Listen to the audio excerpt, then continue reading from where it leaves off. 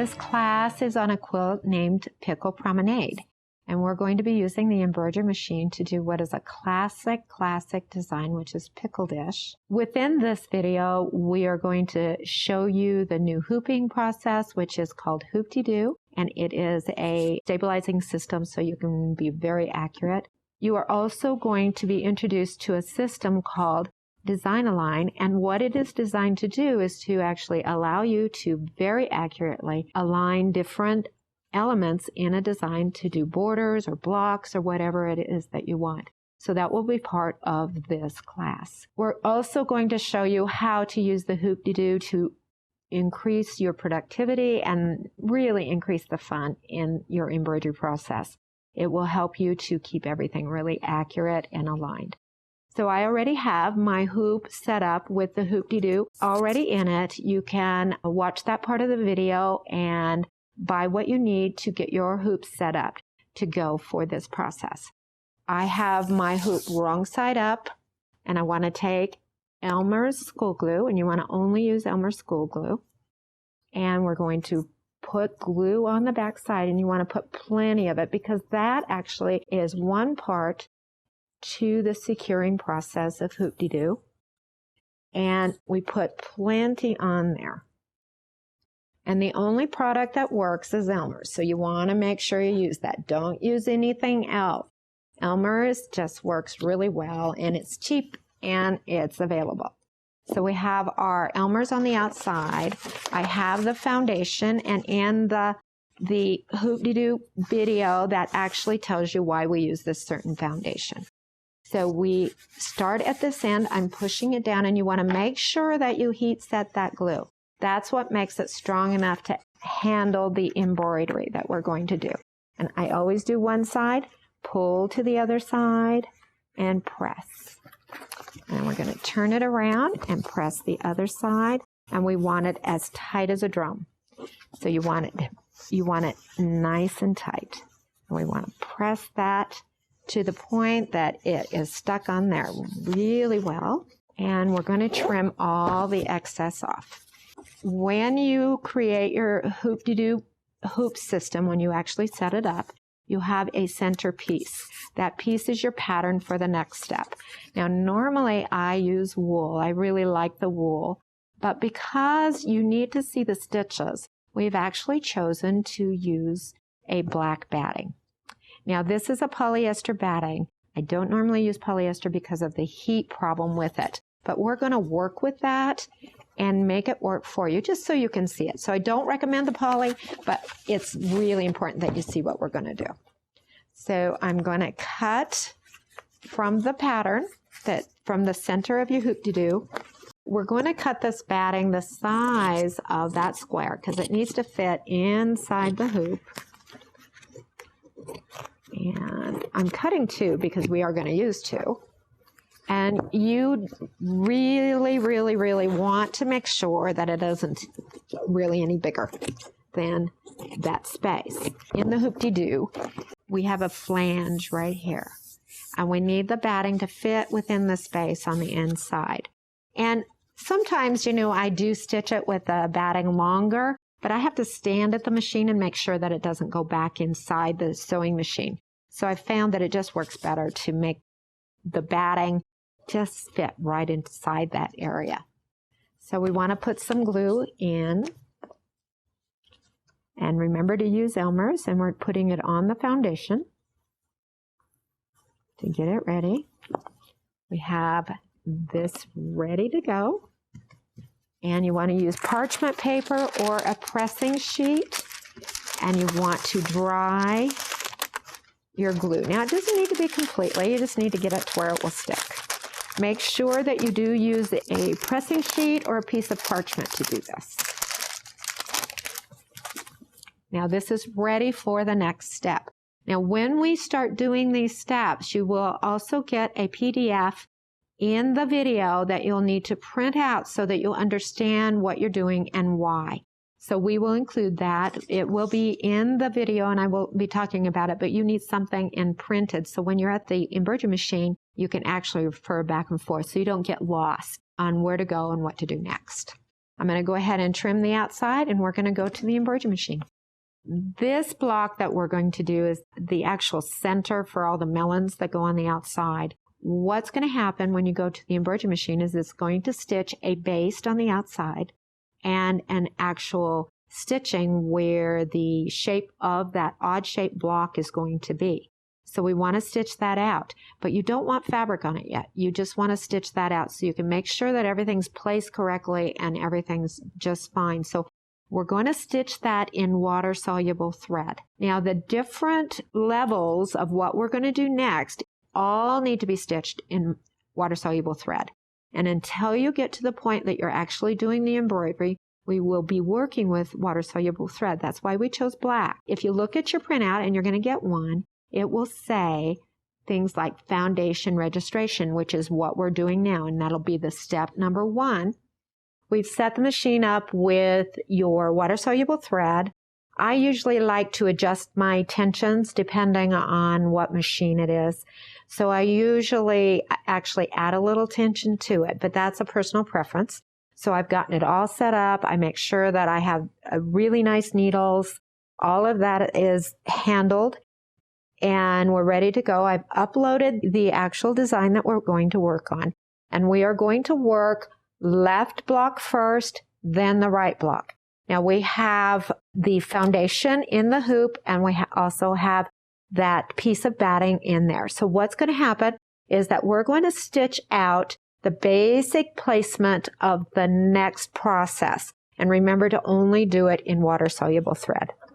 So I really do like to bring my bobbin thread up to the top, which is really difficult on a commercial machine, but on a home machine, you do have the opportunity of doing that. In your process, as it comes up in color, it will come up with what it's going to do. This one right now is doing the foundation registration.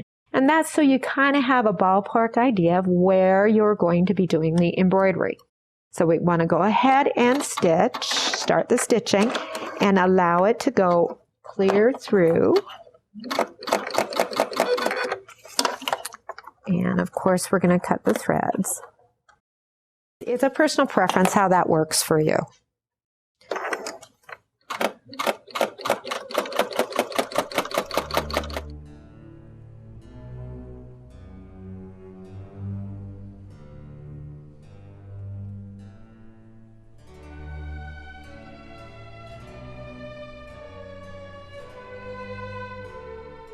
We have stitched the foundation placement. It actually has the shape of the block in it. And if you'll notice, they stop right here, and that's at the center of your block is right there. Now, when I first started this process, we would actually cut a piece of fabric that shape and put it on there and use it that way. And what we have found is that your alignment doesn't work very well. What I want you to do is use a square of fabric that's big enough for your block so we can glue it to the flange and actually have that security. So that is there for just placement of the fabric.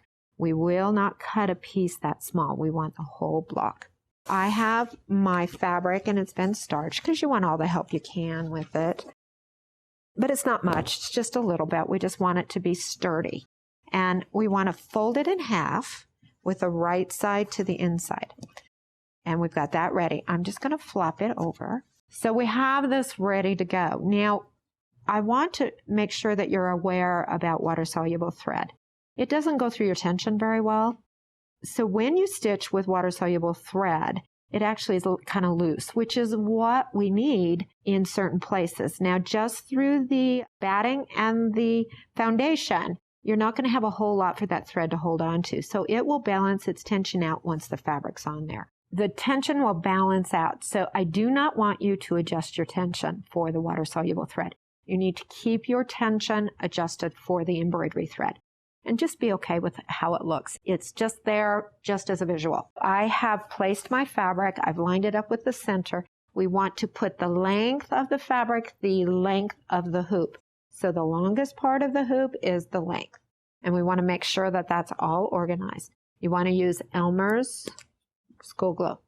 And honestly, I've tried everything, and it's the only thing that works properly.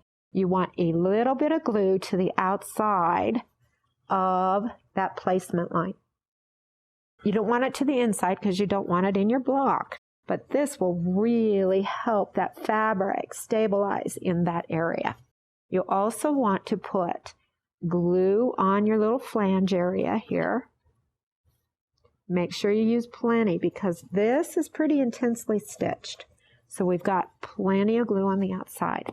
And because you folded this with the right side to the inside, we can just flip it back and it stays aligned to the actual block. Now we want to make sure that the bulk of the block goes on the outside of that stitching. That's why we put that shape in there so that you knew that the second half was on that side. And if that shape wasn't there, you would get a little bit confused. So we want to go ahead and press on the flange to get an anchor. Now see how I've pressed it? And it's glued to the flange. And that's what's going to give you the stability in the fabric. I'm going to pull this back and put glue on this side because it's kind of buried there. And I didn't want to move it, so it had to be in two parts. And then we flip it back, and what I want you to do is give it just a little bit of tension. You don't want it real tight, but you want nice tension on it. And then you want to press it to the flange. Here we go, just like that. And pull and keep a nice tension. Now in normal hooping, you would try to do that inside the hoop, and you really didn't have control of where the fabric went. So we want to go ahead and take care of the skinny sections. And that's done. So you want to work from one side to the other. Don't go in a circle because it'll actually create kind of a little pocket of extra stuff. So you want to kind of work from north, south, east, and west. And if that corner gets bulky, and let me pull that back so you can see it. If it gets a little bulky, it shouldn't be completely dry. You can kind of lift it a little bit and get it nice and flat and square.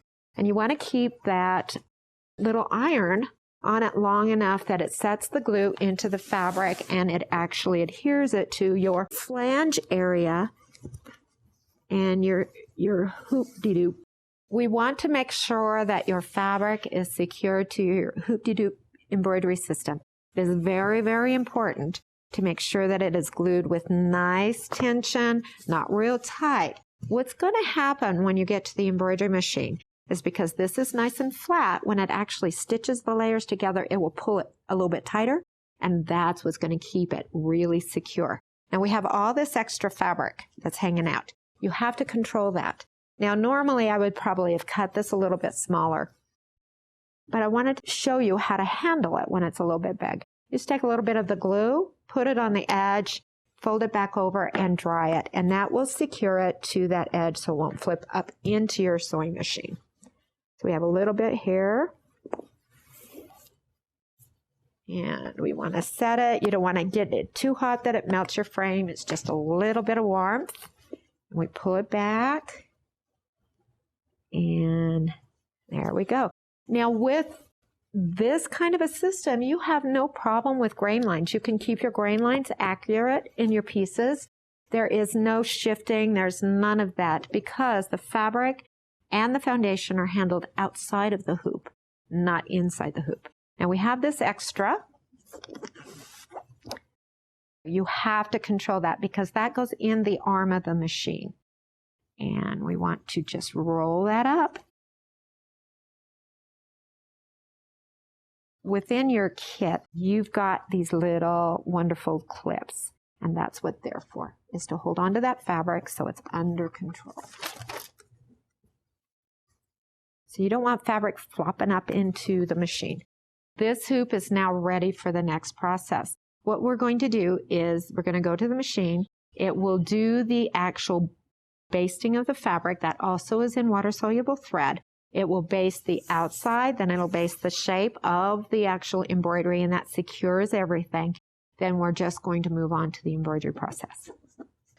Right, we want to go ahead and start the basting process, and remember it's going to stitch two of them. It'll go the perimeter and then stitch the center. You don't want to start this kind of embroidery with this system of hooping without a perimeter baste. So if you're working on some other kind of embroidery other than mine, you need to make sure you do a perimeter baste because it locks everything together and then you don't have any shifting at all. So we're going to go ahead and start it. You don't need to bring your bobbin up if you don't want. It's just fine.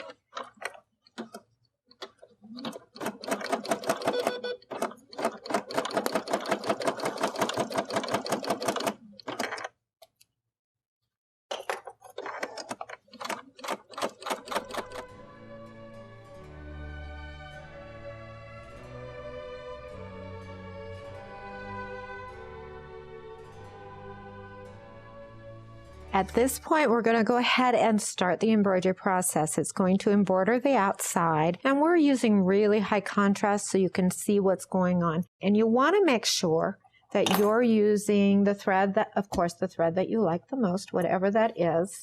If you're working from this area with spools up here, there's a lot of tension pulling on the actual thread, which creates an imbalance in your stitch. So you never want to embroider from this area. You always want a thread stand or a thread tree, whatever that is for you. So it's fine for the water-soluble thread. You're okay with that. But when you start doing the embroidery, you just want to make sure that you use the proper path for the thread.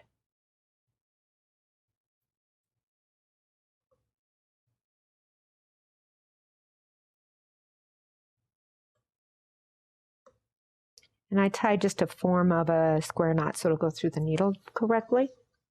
And we want to go ahead and pull the thread through your machine and through the needle. That's if it'll go through. There we are. Whatever works for you, this is a personal preference. There is no problem pulling a knot through the sewing machine. I hear this all the time. You know what? Whatever makes you comfortable, but I think it's silly to rethread your machine all the time. All right, so we have our machine threaded. It's ready to go. We want to just go ahead and start the stitching. Okay, we're just going to let this embroider out. It's going to do the outside area and then the inside and then the purls. The last row of stitches, which is the actual placement orientation or the placement marks, they would need to be done also in water soluble. They will show up as red, but you need to make sure that they're done in water soluble.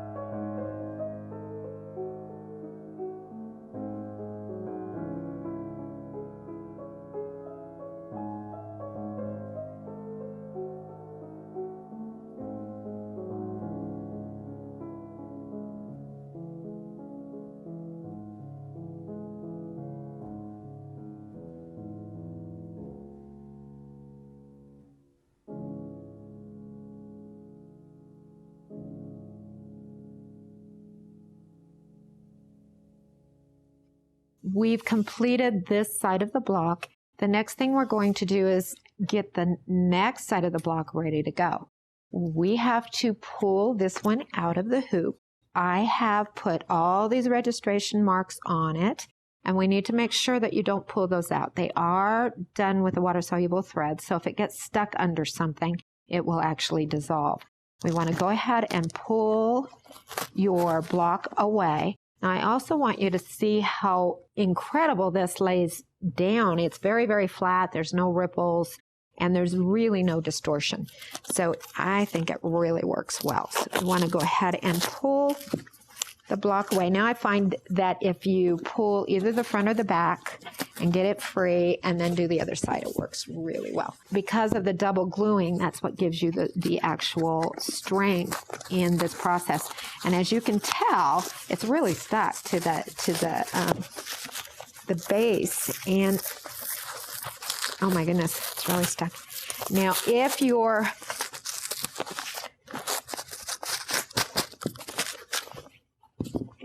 the back of your hoop gets a little bit dirty like this, I mean, this is okay, but if it gets too much paper still stuck on it, you will want to clean that. So this one now is ready to go on, but I want to show you how to get this prepared for the next step.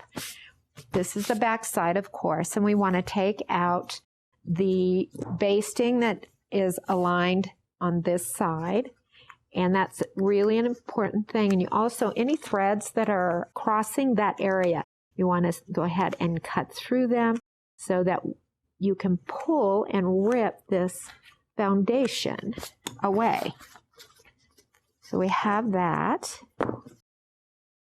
Because this is a very pliable foundation, you can just rip it and pull it off. And I suggest you rip it. I don't think it's a good idea to cut it, because what happens if you cut is you get a hard line. The ripping actually softens that line, so you won't know where that starts and the other begins. And one of the reasons why I like to use wool is, and especially the Hobbs brand, is that when you pull it out, it will also do that feathering thing. And that's really important to not have a really hard edge. Now we have our marks. Now sometimes they kind of come loose. You want to be careful not to have that happen. What I have found is that when we do the first step, not any of the other steps, the first step, you will want to do just barely nick the bobbin. And I use side cutting pliers to do any of my rip outs for embroidery. And it just works incredibly well because you know your bobbin's kind of sitting there on top. So I snip the bobbin threads. So when I start doing the next process, it won't be build up right there. And you'll find that it will build up in those spots if you do not snip those bobbin threads on the back side. And as long as we can see where that spacing is and you haven't pulled it out to the point that you don't know where it was, you will be just fine. So we want to snip the bobbin. Don't go pulling the threads, just snip the bobbin so it's easy to pull out. And be careful you don't snip your embroidery. Okay, there we go. Now, we want to leave the threads on top. Don't pick them out. You need them as a marker. So this now is ready. I'm going to go ahead and hoop another set of foundation and the batting, and we'll move to the embroidery machine. I've put the foundation on my hoop. I've glued in my batting. The next step is to go over and do the foundation registration. Now, the right side of the block is just a little bit different than the left. So we're going to stitch it out and then I will explain it. After that, that's when we will use the Design Align to get the block in that you've already stitched and have it aligned correctly to the one that you're going to stitch now. With that step, I'm actually going to walk you through step by step on how that works. And then we'll move on to the embroidery after that.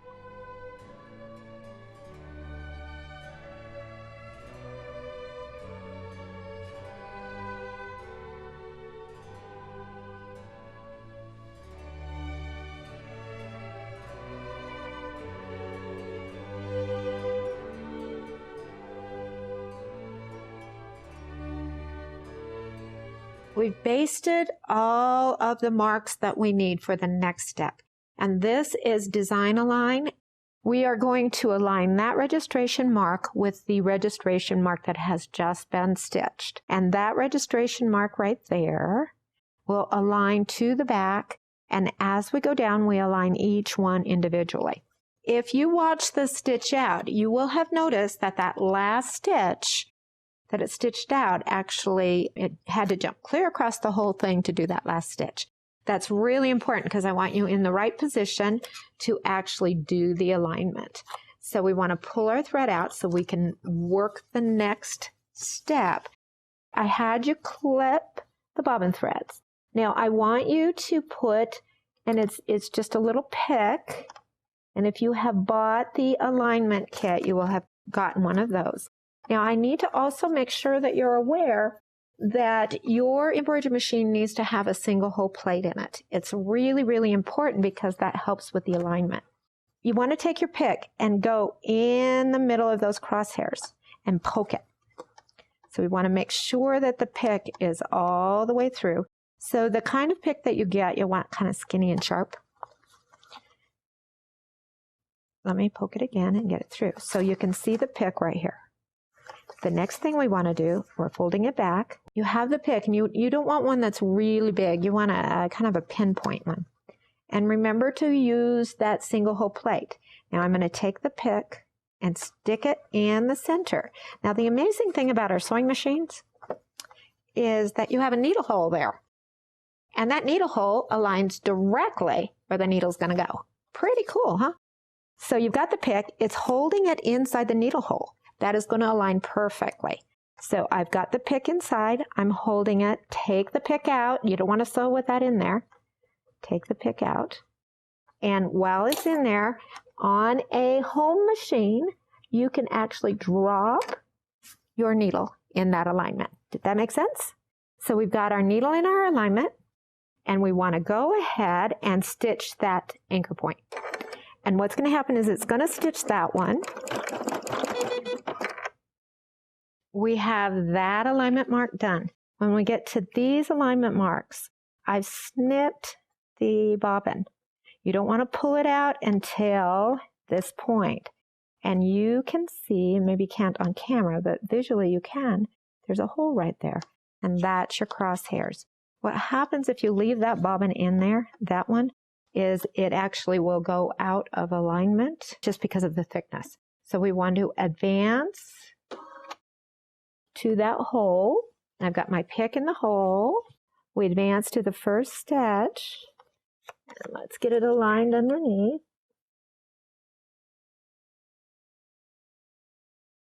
And I poked the hole in there. Now the thing about alignment that most people really don't understand, they try to align the needle and they try to align all sorts of crazy stuff. The only thing that is stationary on the sewing machine is your needle hole plate. That's the only thing. That's what you need to be aligning to, is the needle hole plate. So I've got the pick to do that. Make sure you pull the pick out.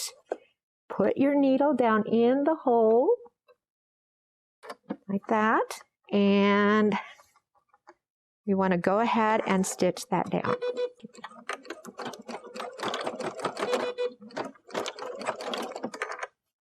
Okay, now we want to advance to the next one. Pull your bobbin thread out. And you want to pull your marks out, but make sure that you have enough in there that you can tell where it is. And I always like to just put my pick in and make the hole just a little bit bigger. All right, so we want to advance to the next. And that should line up directly over the original mark. And you peek under. We've aligned that mark up with the needle hole plate. You pull the pick out, put your needle in, and stitch that mark.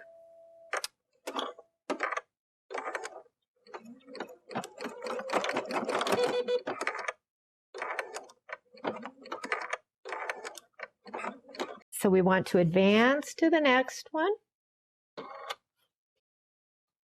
You want to make sure you do the same thing. These threads get really built up if you don't pull that original mark out. But you have to be really careful to make sure you know exactly where it is. Now in this design, that mark is dead center. And because we have all those lines coming together, you want to make sure that that dead center point, which is right there, anchors into, let me get my hook in there,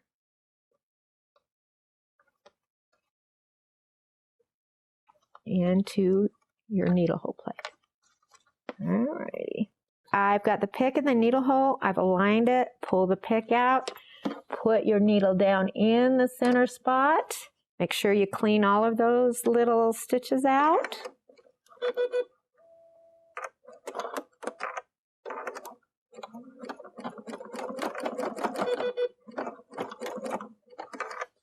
And we want to advance to the next one. After it's finished with the last registration mark, it is going to do a rectangle basting around those registration marks. And that is a very important part. We need to stabilize everything together so it's behaving like one piece. And that's what the registration marks do. It's very important to make sure that you're using water-soluble thread with this, because we need to leave those in while it starts its stitching process. We want to make sure that we finish the registration mark, and now it's going to do the basting. Now before you do the basting, make sure that the block is nice and flat. You don't want any ripples. You want it to lay just in the way that it needs to stitch.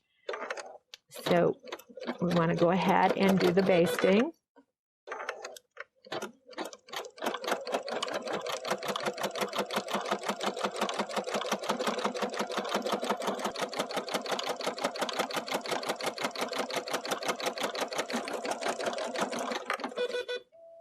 We've aligned our left side block to the space where our right block will actually be stitched.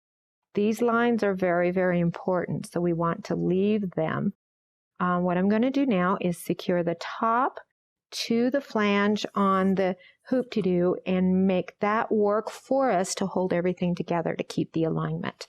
Now on a regular hoop, when you are hooping things and there's lots of play in it, and it's not hooped and it's really solid, there is no way you can get all your lines to line up. The Hoop-Dee-Do actually gives you that flange, and that's what gives you the control. So we have the piece here, and I start from the center and pull out using my little iron to press it to that flange area. Turn it around.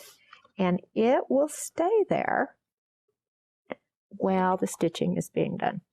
So we've used the embroidery machine to generate the registration marks that are needed to keep this aligned. And instead of using the embroidery machine in a way that it really wasn't built to do, which is for us to find the XY axis or have a camera in there to line things up, we're using what is soft and pliable, which is the block, to keep everything lined up to the machine, not the machine to the product.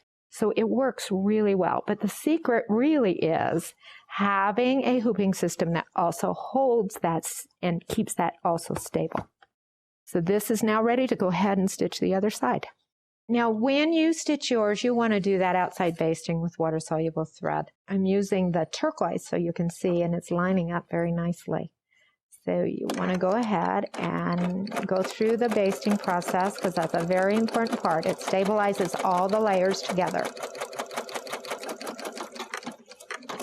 All right, now when it starts, we want to double check and make sure, yep, now it's going to baste that outside edge. We're going to go ahead and do that. Once it's done basting the outside edge, there is enough stability that we can pull those marks out so that you won't be stitching over that water-soluble thread.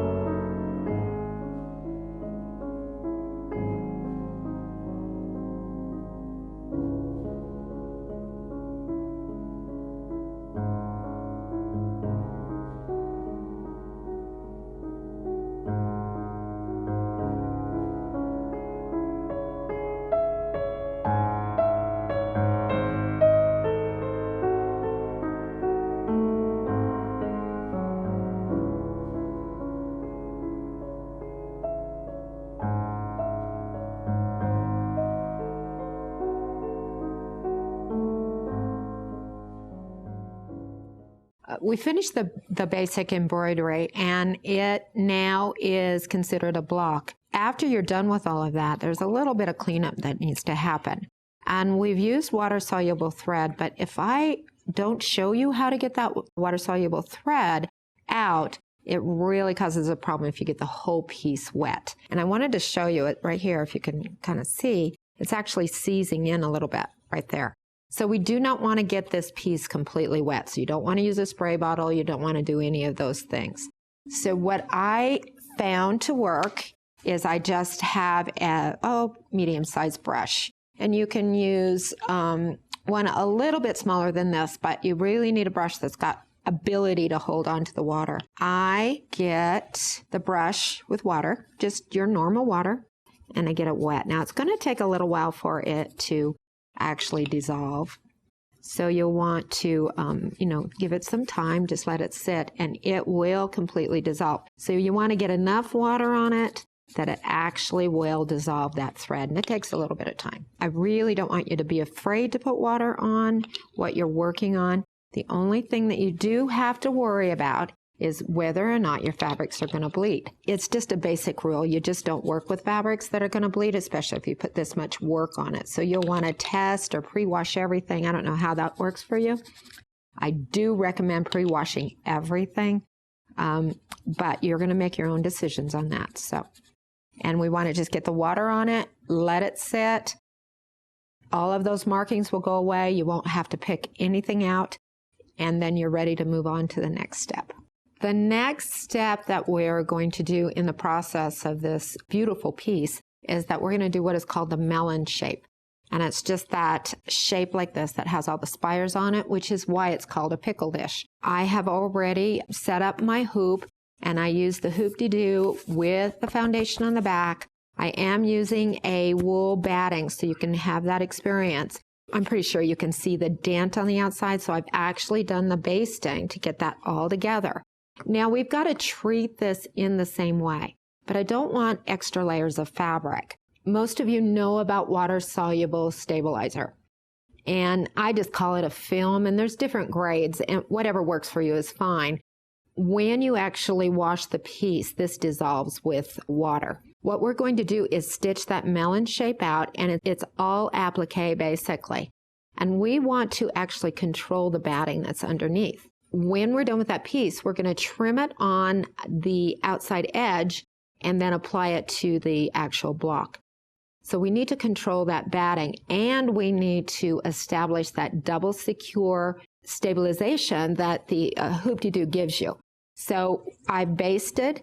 Now we want to put glue on the outside edge on that flange. So we want to put Elmer's on the edge. You want to be really careful with this though, because we're going to have to heat set it. And heat setting this kind of stuff, it really melts. So you have to use a cool iron. So you'll want to use your little clover, but you want to use a Teflon pressing sheet, because if you get it hot, it will actually gum up your iron. So you want to make sure you have a pressing sheet, and you just press right against the little flange, and you can see how it's securing right there. And this is how you would do like towels and that kind of a thing, is that you would just glue it down on top. There we go. And that, I don't know if you can see it, but how wonderful is that? That is really, really stable. And it's glued right to that Hoop-Dee-Do, and it's going to hold its shape. So if you're making like motifs or anything that needs to set on top of a quilt and you don't want extra bulk, this is how you would do that. Just make sure it's good and dry. There we go. Oh my gosh, that works great.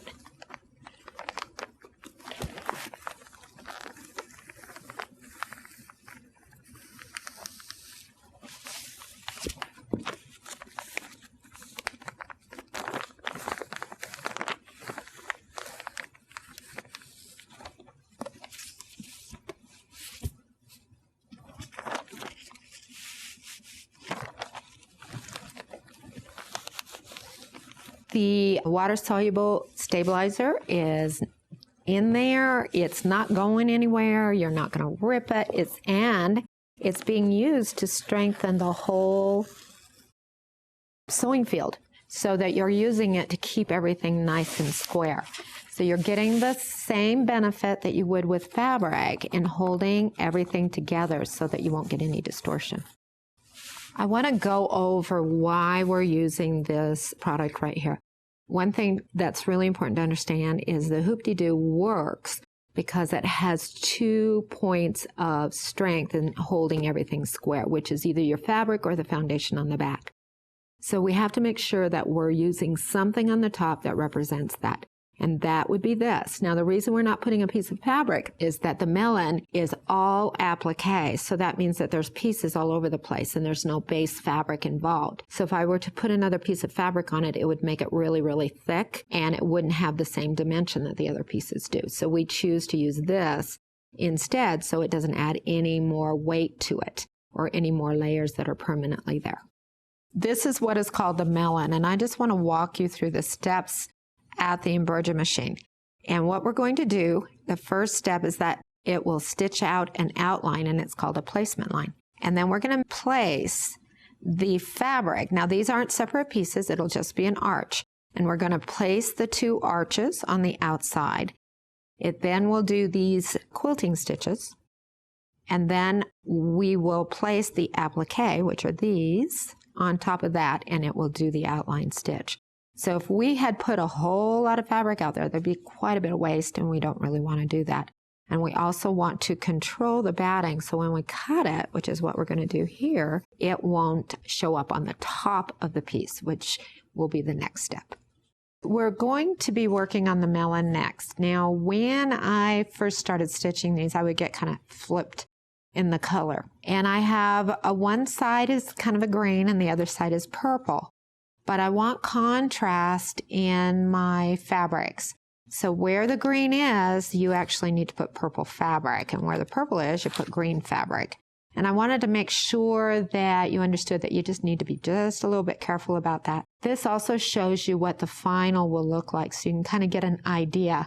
When I'm working with this and I'm trying to decide fabrics, instead of doing it at the embroidery machine, I actually print one of these things out and I will cut a little piece of fabric and I'll do a mock-up right on here so I don't get all mixed up. And that way I can just play with the fabric before I do any stitching. Although there is a difference once the stitches get on there, it does make a little bit of a difference whether or not you want to redo. That really helps for you to get organized, and you'll have a little cheat sheet or a color key right there next to you so you'll remember how things go. This will be included as a PDF for you to print also. So we're going to set this aside and move on to the next process. What I have done here is after we put the water-soluble stabilizer on top, I've actually basted the placement for all the pieces. So this now is ready for the next step. And remember, we're going to put purple on this side and we're going to put green on this side. And what we're going to do is the base arches first, and then we're going to put the spires and the other stuff on. Inside your package to do this actual quilt, you will also receive patterns, and these patterns are very specific in how they're handled. I will have numbers on it for you and everything will be organized. But what I want you to do is make sure if you're printing these patterns that your printer is on absolutely no scale. Many printers are set at default that when you print something, it will just fit to page is the default. So you'll have to physically go in and change your preferences so that it will print to scale. And it's really important because these pieces have to fit into the melon piece. So you want to print it, and what I have done is printed it on freezer paper. So you can buy your freezer paper if you want. It's, I think, very, very expensive.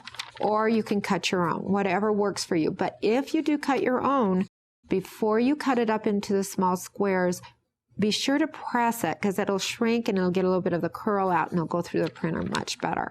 So you'll want to print these on freezer paper to get them ready for the next process. So each one of these sheets, it does one melon. You can use them again. I don't like to. I find it really inefficient. But you want to print whatever you need to do the end process. So you'll have that pattern included. Did I hear you right? You had actually said to press the freezer paper because it shrinks. Okay, that's what I wanted to make sure that you had said. It shrinks. Because for some reason I was like, did she say press it after the printing? Because no, that's going to before. screw up the scaling. Right, okay. before. Right. I just want to make sure because I was paying attention and I got distracted. No, let me go over that again because they cannot use an inkjet. Yeah. Okay. Let's cover the printing one more time. Right. Not the whole printing. No, just recording. I want to make sure that you understand how the freezer paper works. When freezer paper comes off the roll, it actually is pretty thin stuff. So if you press it, it actually shrinks. I mean, I've done measurements and everything, and it does not shrink evenly. It shrinks different in the width and the length. So we want to get rid of all that shrink, so when you're actually working with it, you're getting an accurate size.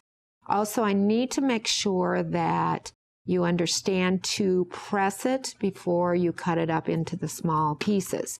You don't want to cut the pieces, then press it. It just takes a lot longer. And you do want to press it before you print it. You also do not want to use an inkjet because those are heat-based and the freezer paper will do some really bad things to it. So you want to make sure you don't use your inkjet. It's just a normal printer. I actually like Epson because their ink is a little bit more permanent. But whatever works for you is just fine. We're going to start with the fabric for the arches. Now, this fabric is very important how you handle the fabric. You've got to starch it. When I say starching, you cannot use any sizing product, and that includes Mary Ellen's. That product works well for what it was designed for, but what we're trying to do is to starch the fabric so the fibers will seal together. So you won't get those hairs on the end of your applique because the needle's going to stitch over it and kind of wear it out. We need to stabilize those fibers. We are not going to use any fusible whatsoever. So the only way that we can stabilize the fibers so they don't fray out is with starch. So how you starch is really specific. So we want to spray your fabric, and you want to spray very lightly. Don't saturate, just lightly go over it. You want to take your fabric and turn it upside down and press it. And what that does, it forces the starch into the fibers. And your iron's not pushing the liquid away, so you're not going to get the little flakes. So we starched it once, and it actually was starched once before it got here. So this is the second time. We want to spray it very lightly, turn it over, and press it again.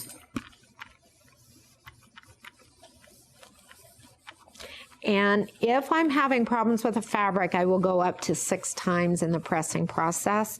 But this fabric holds together really well, so you'll probably end up with 4, no less than 4 pressings. I found that my students get all their fabric and they will spend days pressing.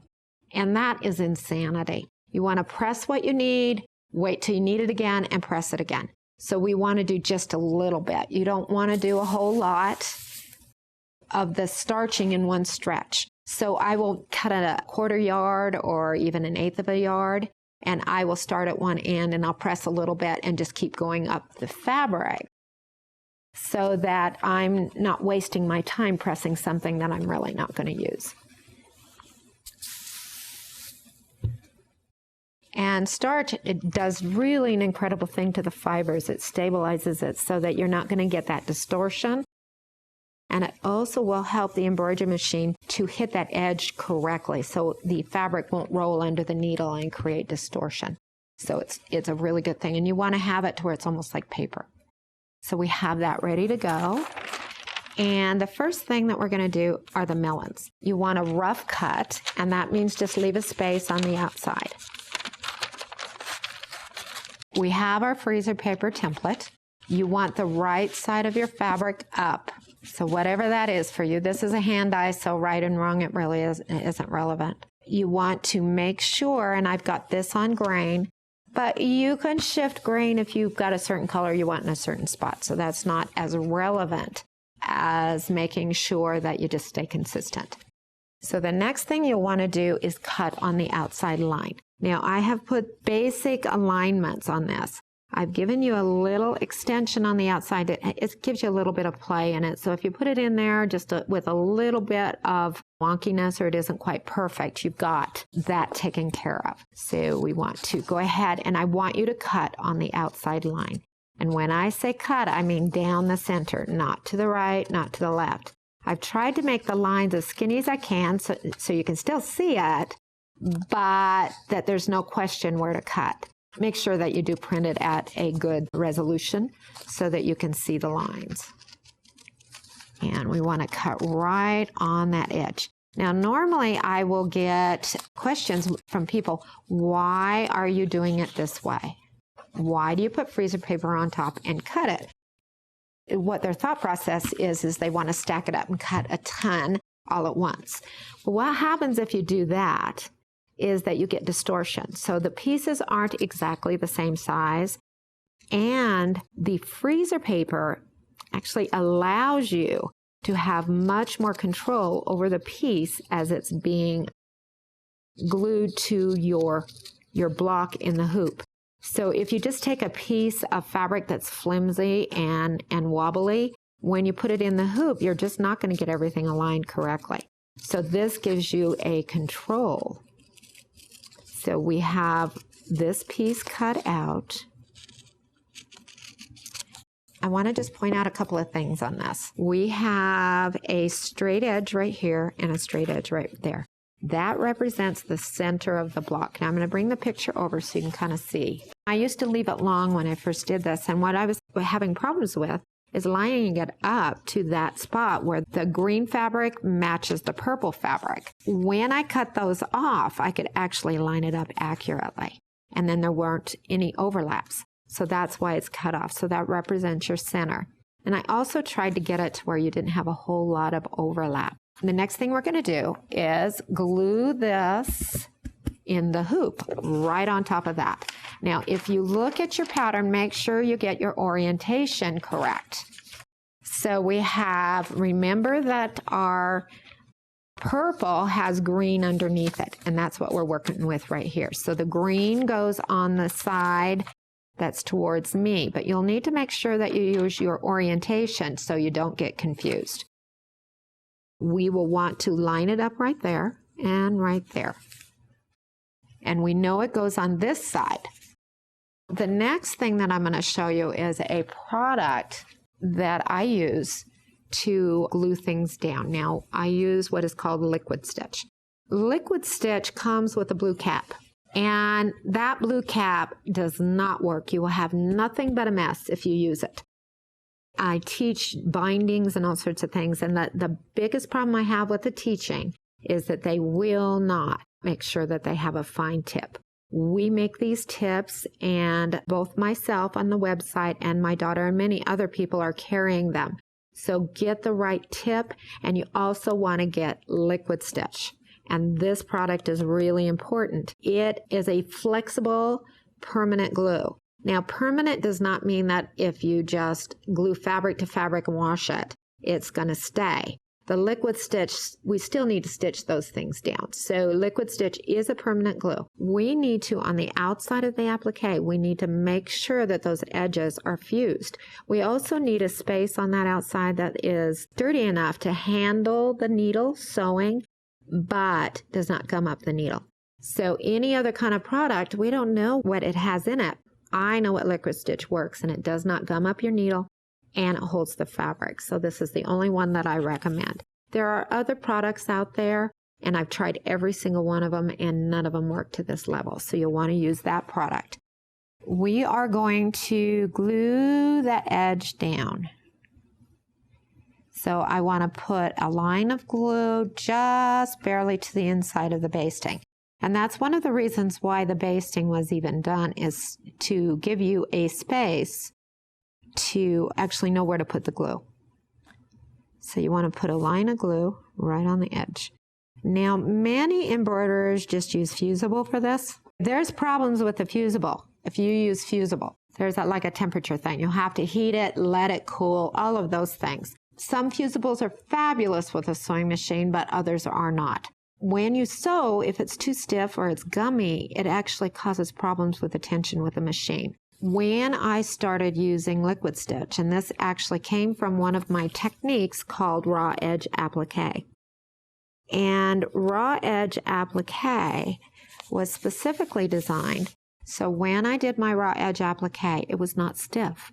So the end result was that when I quilted it, it had a really pretty loft and a good hand to it. So I just carried that technique over to embroidery, and it works incredibly well. It's very fast, and it really works well with the embroidery. So what I have done is I placed it down. I'm using my pressing sheet, and I press. Now remember, this is water soluble, this stuff. So anytime you hit heat to it, it's going to shrink a little bit, which is really kind of good because we want that to help hold the pieces. So now at this point, we've got to pull that freezer paper off. You don't want to leave it on there. You want to pull it off. So I have these cool little tweezers that have a little bit of a teeth on them. And they're really tiny. They're wonderful. And we pull that up. And it is absolutely the right size because you had freezer paper on top. You can use this again. You can use it up to 10 times if you want. The thing that's a problem, though, is when we're working with the smaller pieces, you kind of lose your accuracy if you repeat it.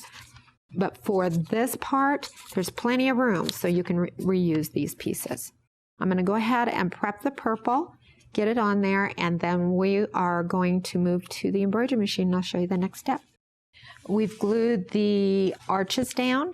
The next step will be to actually do the background quilting on those arches. And then we're going to come back and I'll show you how to do the finer applique that's involved in this piece. We're going to start the stitching, and it's going to do the purple side of the fabric with the green thread. That is a personal choice. You need to make sure that you document what you're going to do so you don't get confused. I have a tendency to get a little wonky in that area, so I always make sure that I'm real clear so that the whole quilt will look cohesive. Sometimes even scrappy is great, but you just don't want to get frustrated. So I'm going to go ahead and start the embroidery.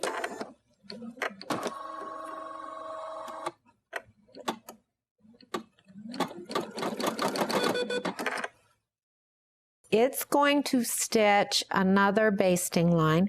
And the reason for that basting line is that once it starts doing the actual quilting, it really needs to be stabilized before. So we wouldn't want to start the quilting and all the decorative work without having that fabric that's on the top stabilized with all the other units. So we want to go ahead and just start the stitching. It will go clear through. I will move over and do the purple, and then we'll move on to the next step.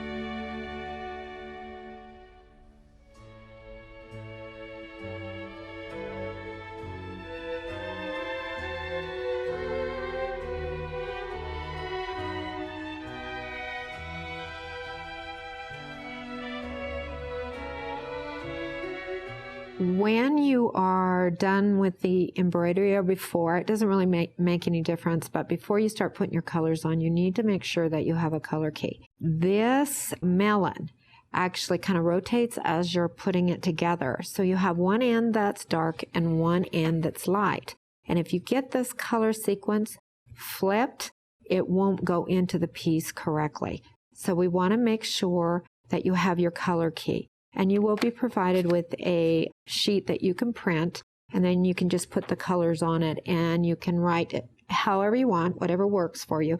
You want to designate what spots those colors go into, because these pieces right here are all the exact same shape.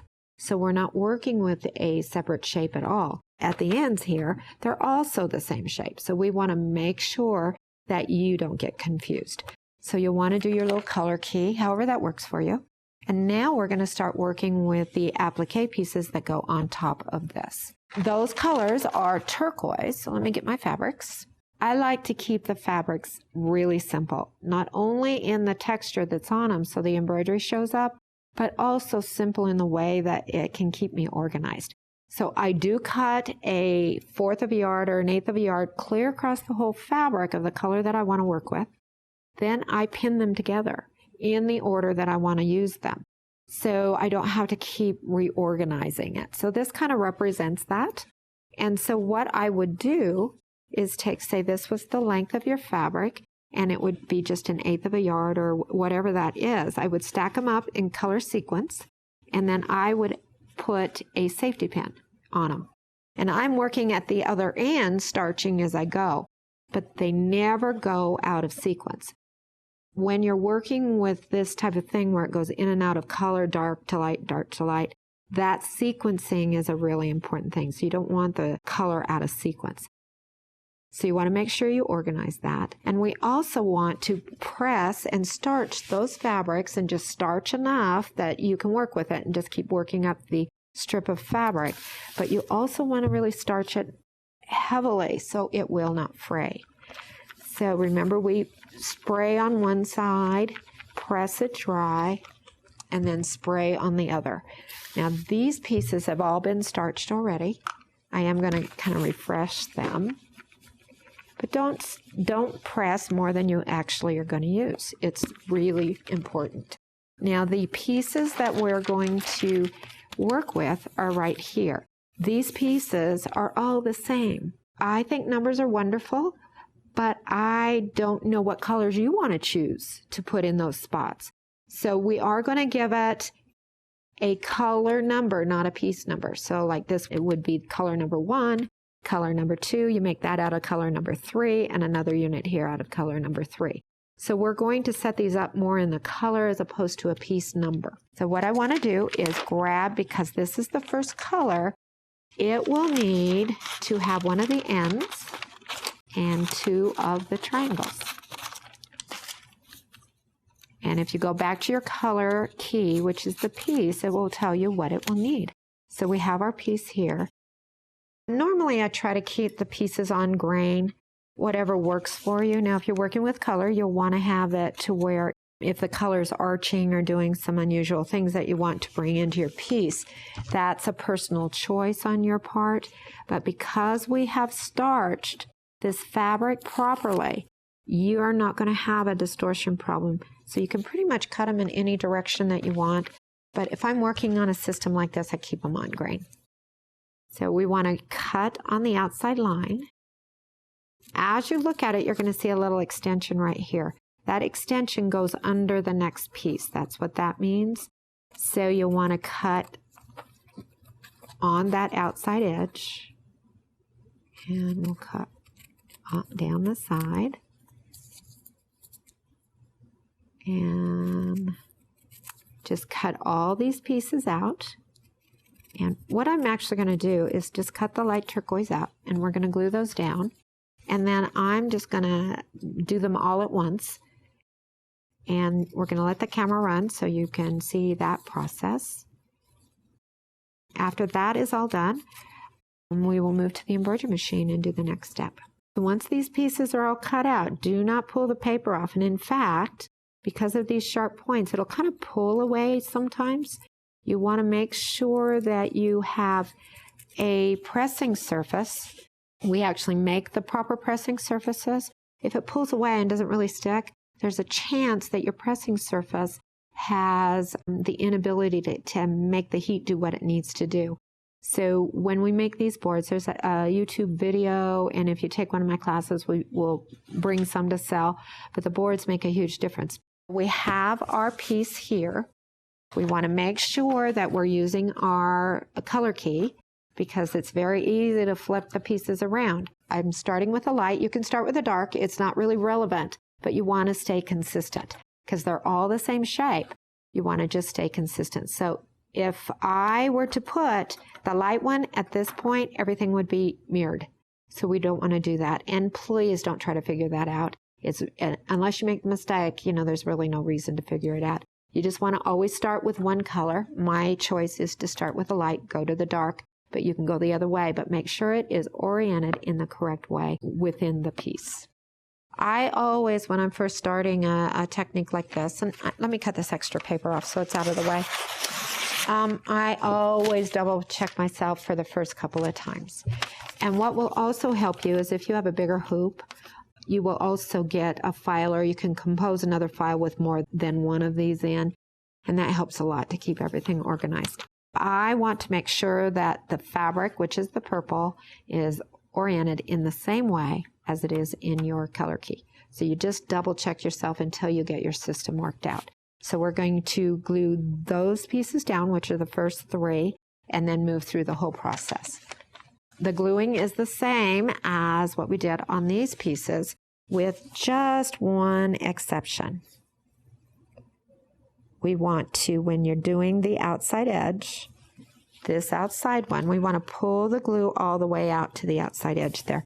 And that's just for stability to that piece of fabric. So there you go. And we want to make the glue, as you're putting it on, you want to make sure the glue's to the inside of that placement line. If you put it on the placement line, it actually will bleed out to the outside. So we don't want that kind of a goo on the outside edge. And the reality is that the stitch will really cover most of that up, but you just want to be really careful as you can. We want to put these pieces on. Now, normally I do no more than 3 at a time. And the reason for that is that we're going to press these after we're done with this, with the pressing sheet. And if you get too many on there, they have a tendency to kind of shift on you. I'm really fussy about that. When you put the piece down, you want to be able to see just a tiny, tiny bit of that placement line. Just a hair. Because if we push it too far out and you don't line it up properly, that fabric will show outside the stitching line. We want to make sure that you do that. Now, I line it up, and normally, well, it depends on the piece, but on this one specifically, I line it up point back from right there so that I can see that the placement line is just a hint underneath. There we go. And I line that up, and you want to go ahead and press it at this point. We are going to leave the paper on until the end. That is a personal choice. If you want to pull the paper off to make sure you're doing the right color, that's fine too. So you want to use your little tweezers. I use my fingernail sometimes, but these tweezers just work really great. So we want to use the tweezers to pull the paper off. Be sure that you don't pull the fabric away from the placement. Just kind of be a little bit careful with that. And it sticks really nicely. And part of the trick why it sticks is that it does have the freezer paper on top, and it's capturing the glue and actually making it set.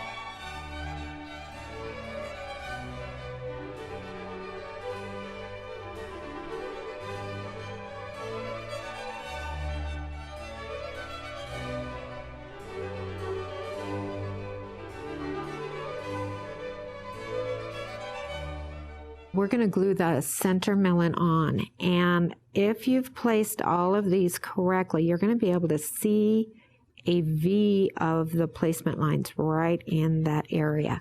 When we put this milling piece on, we want to align it to that inside area of the block, because you want to make sure it's placed in there correctly, or else there will be fabric hanging out. So you want to put your glue, and I tried to do all the math on the pattern to where there was just enough of the little spires of fabric to hold a line of glue. If you're careful, you should have just a tiny, tiny bit, a tiny space to just put that line of glue that you need. There you go. You have your centerpiece, and you want to line up your centerpiece point to point, from this point to that point, and make sure they're lined up. And it should all fit together, but you're going to have to take just a little bit of time and line those things up. I know that normally most of the applique that's done on embroidery, they give you a little placement stitch, then you slap a piece of fabric on top and they do another placement stitch, and then you cut it while it's in the hoop. I tried it that way, but the reality is that if you're doing anything intricate, it's hard to get up in those little crevices. And it takes a lot more time to cut it out if it's inside the hoop than it does if it's stabilized with freezer paper. So although it's possible that you could do it with this technique, I really don't think it works well. So I want you to just try this, and you may decide that it might work better for you this way than the other way. It is just a whole lot easier to be cutting the pieces out while the machine is stitching the next step. So it's quite a bit more efficient. So we have the piece in the middle. We're going to pull the paper off. And this now is ready for the embroidery process. We've glued down all the applique pieces. We're ready to do the stitching. Before we start the stitching, you want to make sure that your hoop is secure. And if, in fact, you have chosen not to use this hooping system, the Hoop-Dee-Do, and all the things that are involved in it, if it does misalign, it is because you don't have the proper tension. So you want to make sure if that's happening and you haven't invested yet, it may not be anything to do with your machine or the design files or the stitch files. It probably is because it's not stable in the hoop. So you want to make sure that everything's okay. Doing one is great, but you don't want to repeat the mistakes over and over again. So when you do start, we want to give it time to get all the stitching and everything worked out. Now, if you do have tension problems, sometimes it is if you've changed the style of glue that you're using and the glue is a little bit gummier after it's been pressed, the thread will catch on it and you will have tension problems. But this is the time when you're doing your first one, this is the time to make sure everything's okay. We're going to go ahead and stitch the rest of this little piece.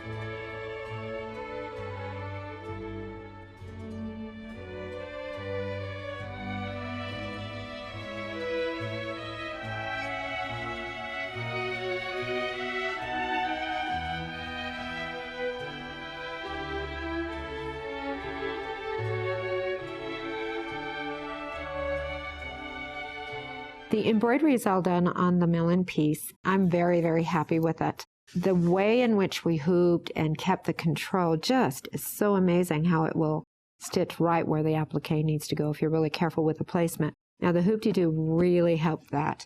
We were comparing some of the old ones that I did with this one, and the reality of the quality of work is just, it really skyrocketed because we've stabilized this whole area, and the embroidery then can stitch with an accurate XY axis.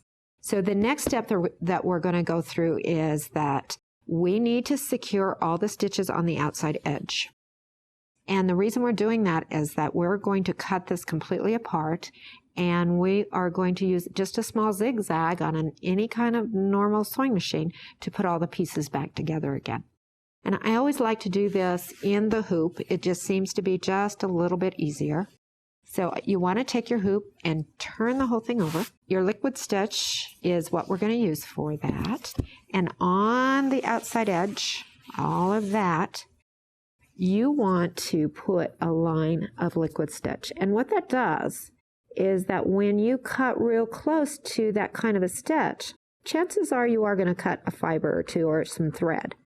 And the liquid stitch catches all the thread that is on the back side. Well, embroidery, the tension is such that it rolls to the back.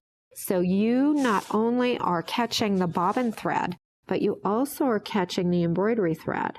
So if you buy any, I'm certain that most of you won't cut it, but if that does happen, this will make it to where you won't lose your embroidery stitches. They will actually be glued to each other and will make it just really, really a nice finish. And at this point, I just use my finger, but you can use whatever works for you. And I push the liquid stitch into the stitches. So now they are secured to each other and they will not fray out. We want to go ahead and use a Teflon pressing sheet to secure those edges. I also use this technique on the pearls. If there is, if you're doing a lot of pearls in some embroidery, and pearls especially fall apart very, very easily because the bobbin thread is really, really tight and it's very little on the underside. So I will put glue on the pearls on the back side if it hits a seam or if there's any kind of weakness on the pearls. So you use it to create a much more secure edge. This next step is really optional. If you're the type of person that wants it to be really pristine, we are going to be doing a raw edge applique technique, putting all these pieces together. So what happens sometimes is this white and the batting kind of shows through. I use the Pigma pens, which are microns, and you can actually buy them to match color if that's where you want to go. We're going to mark on the outside edge, and what that's going to do is it's actually going through the foundation and it's coloring the batting a little bit too.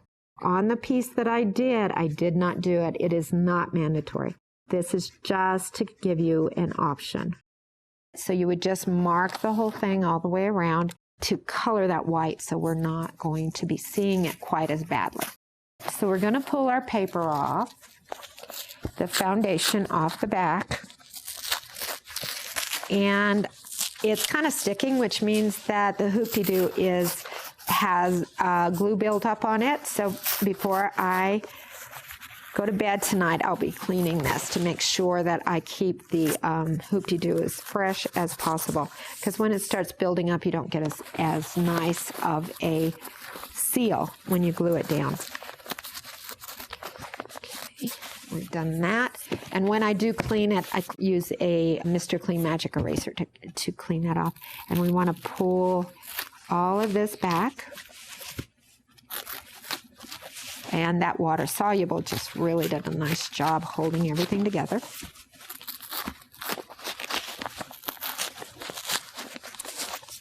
When we're done with a piece like this, normally I'll just embroider.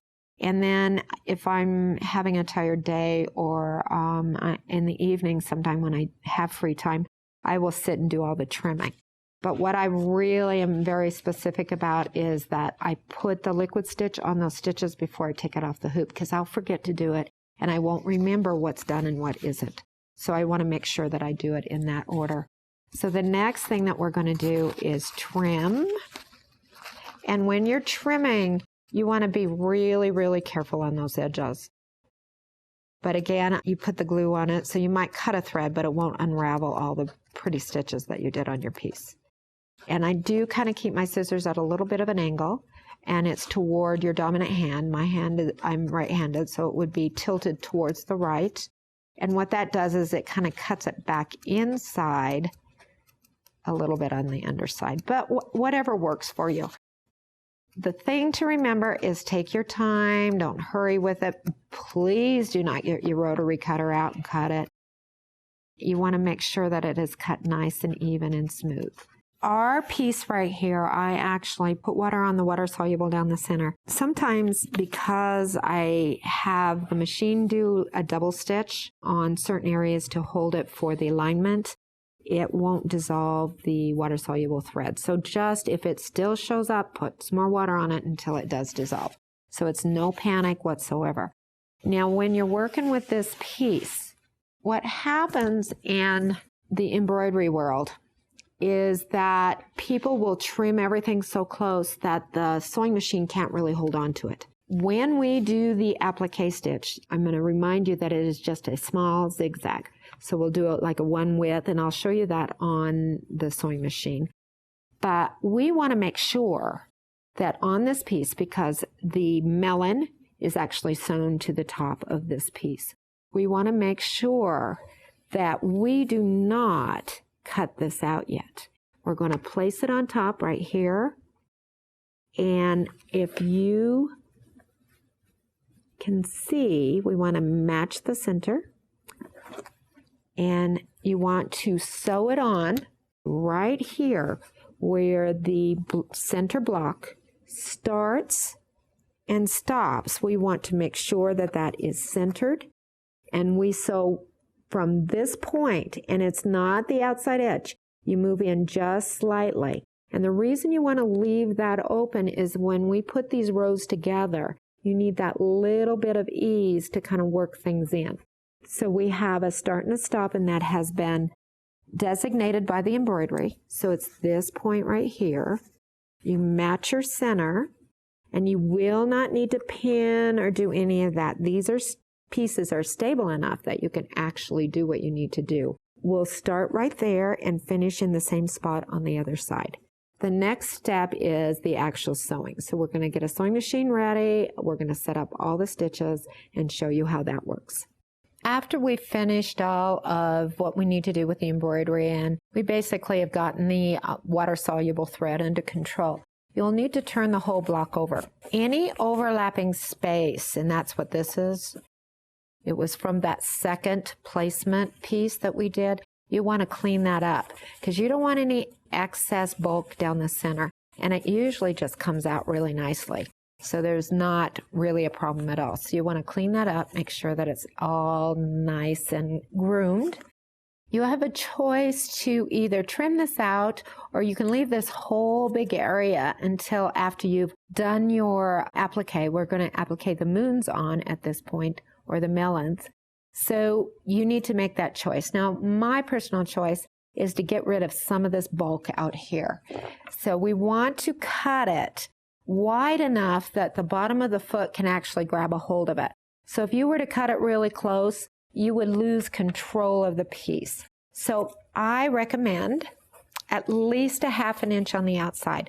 So wherever your basting thread is, that line of stitching that you put in when you were doing your embroidery, you want to pull from or cut to the outside of that. We are going to do the stitching, and then you're going to trim it. So you don't need to be real concerned about the perfection of it. You just want to get some of the bulk out of the way. And now you have your piece. Now when I do a full quilt, I like to actually get all the pieces done, then I compose it to get the colors in the right places. That is a personal preference. You can either make your melons and then move on, however that works for you. And that's where your expression of your creativity comes out. You know, I don't want you to pin, I don't want you to glue. I have done all those things and they just flat don't work with this. So we want to get our center right here. And it has enough of the foundation and the stitching in there to not get too wobbly at all. And we want to find the point in which that stitching on the first block stops. And that's where we're going to actually start our zigzag. When you set up for the zigzag, you will want to do a zigzag, and we're going to use monofilament in the top, and the only monofilament that I recommend is silky. It just doesn't stretch and it really works well. I wind some monofilament on the bobbin. Now, I don't want you to fill it completely full. You just want to put about a quarter of the bobbin, fill a quarter of it, because the more you fill that bobbin, the tighter it gets, and it will be a problem for you to actually get off the bobbin winder. So fill a bobbin about a quarter, no more than a half, with the monofilament. So we want to start our stitching. You want the zigzag to straddle the edge. Now, in the past, I used to use regular thread, just a cotton thread in the bobbin, and that meant that we had to adjust a lot of the tensions on the machine. If you use monofilament in the bobbin, you won't have that problem. So normally there's not an adjustment with any of the tensions. So you should be fine if your machine's in good working order. So we're going to start right at that point, and I want you to either drop your feed dogs or hold on to the piece if you can't do that so it stitches in place to lock it. This is called a bar tack. So if you do a bar tack, it's a lot different than a fixed stitch. A fixed stitch actually just stitches in place 2 or 3 times. Well, monofilament comes undone with that. So we need to do a bar tack. So if you drop your feed dogs or just hold on to it and have it stitch in the same spot, and you want it at least 3 to 5 times. So we want to make sure that it's locked. And we want to keep the piece lined up to the center. And we're going to do a zigzag with a 1 width, 1 length. And that's it. It's easy to remember. So, and if your machine actually is stitching too tiny, you can go up to 1.5, not width, but in the length. And you'll have to kind of play with it because you don't want it too tiny. You want it just in that space that it goes invisible, but it's still strong.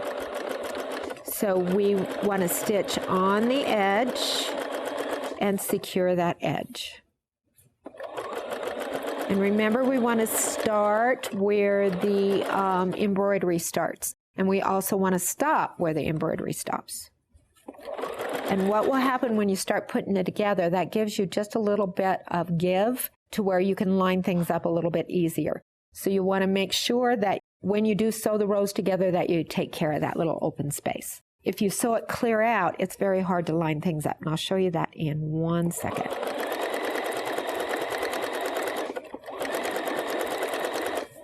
My suggestion of doing this is that I get to the end of the embroidery,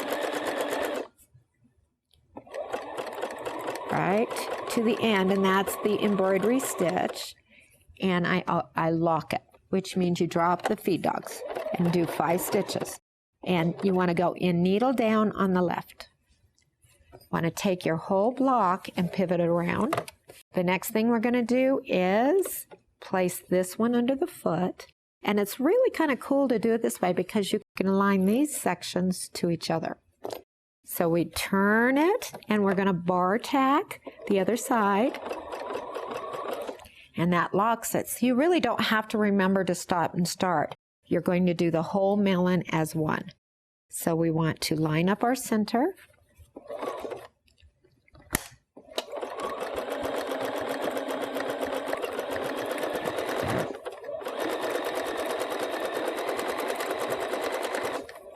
So remember to line up your center.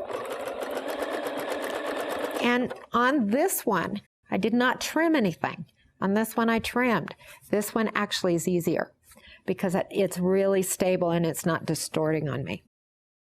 It's really a personal preference, but I actually like this, doing it with all of the extra on the centerpiece.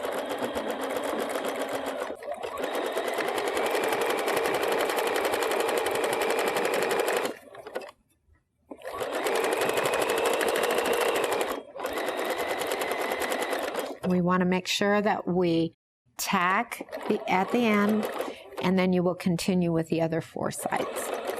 What you end up with is a circle unit.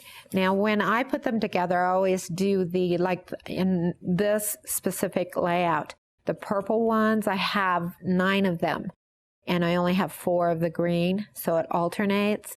I will do all the purple units with all the circles on the outside, and I always make sure that the contrasting color is going to the inside, which is what you're going to do when you plan this or organize it. We want to go ahead and trim the back, and I'm going to show you the difference on the back of if you actually trim it out or you do it with the whole block together. So if you turn the whole thing over, this one we trimmed, and it's fine. There's not a problem with it. But the thing is we're going to have to trim it again because we need to get that really, really close, or else it's going to be too bulky to quilt. This side we did not trim. So all we're going to have to do is trim it once. And let me do that really quickly. And I usually give myself just like not even 1/8 of an inch. This is so secure with all that embroidery, you don't need to worry about the raveling. If we cut that out, and you can cut it really close, and then you're done.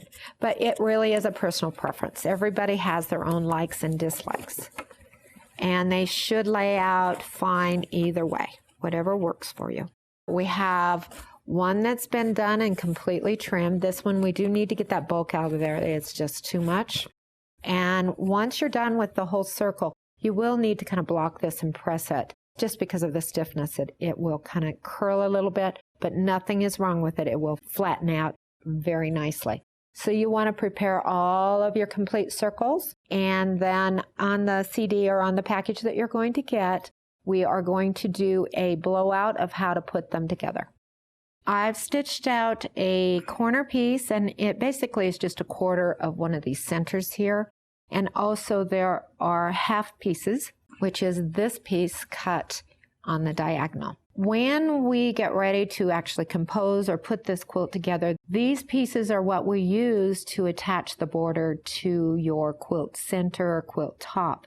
Now, it works exactly in the same way. You want to match your centers, and you want to stitch from the outside edge in. Now, remember we left that open just a little bit.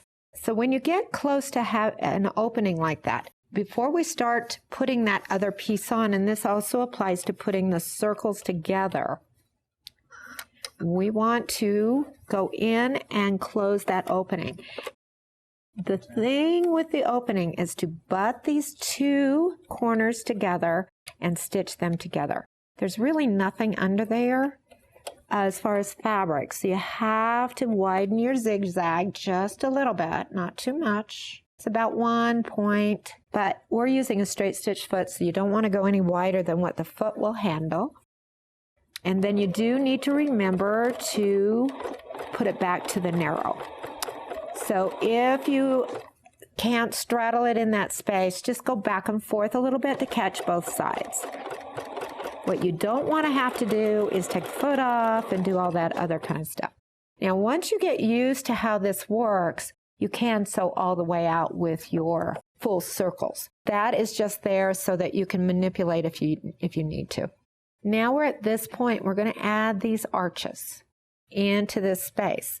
And I have actually given you a hard edge stitch, which is what this is.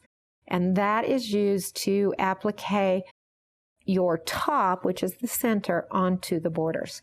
You want to cut it off right at the ends, because if you leave any extra, you're not going to be able to get it under the foot. So we want to slide that under the foot, and it should match that corner. We want to start there.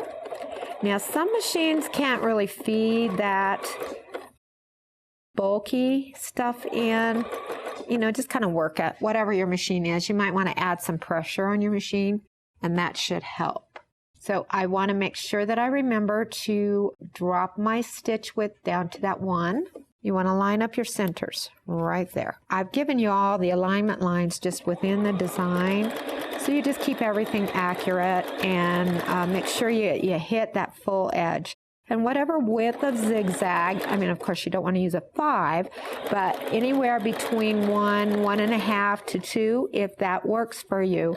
But we just want to make sure that we really cover that edge. There we go. And we keep it all lined up. Make sure you match here to the end.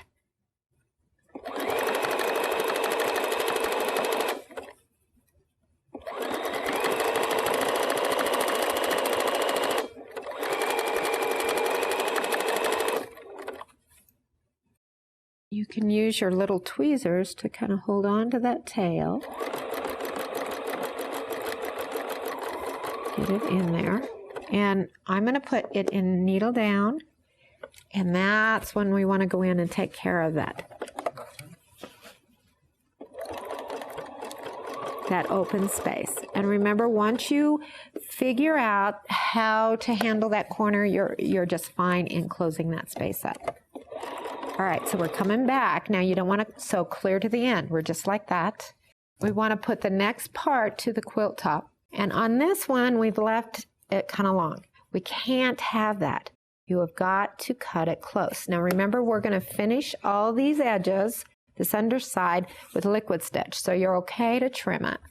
We clean that up. Before you turn the corner, you want to slide it under there. And that will help you keep that intersection flat. You want to go back and accurate. So when you slide it under, the machine is actually hooking it together or sewing it together. So we have this. Go ahead and line everything up.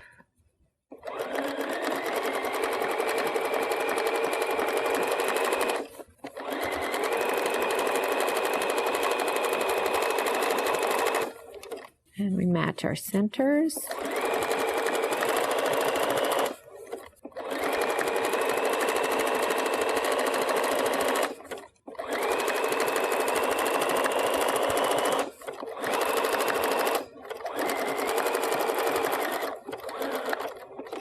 Whenever you stop sewing, you want to make sure you drop your feed dogs down and tack. Basically, this is how you will construct your entire pickle dish. Is you use an applique stitch and you construct it from the top with a small zigzag. It's very, very easy.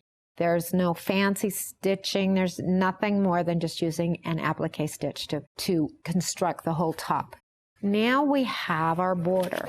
Now a lot of these pieces that I'm using right now were just my samples so I could get the stitches right. So we are going to use this border, although it isn't absolutely perfect. It's close enough for you to get the whole idea. Now I'm matching that arch in the dead center of your circle. When you embroider your border, it will have a miter on it. So you don't need to worry about cutting a miter. It will be there for you. So we want to place this under the machine and we line up those edges right there. We want to line up this pattern to that. And I'm just going to walk it back. One of the reasons why we don't glue or we don't pin is this stuff is so thick because of the stitching and all of that, that they really can hold on to themselves. You just need to be a little bit careful because they're not flimsy. They're very, very sturdy. So we want to start, and remember we want to start with a tack stitch or a bar tack. We start with a lock. Now I am going to just stitch that edge down, and I actually do need a little bit wider zigzag because of this stitch on top. It's about 1.5. Now everything's going to be a little bit different for everybody because all the machines stitch differently.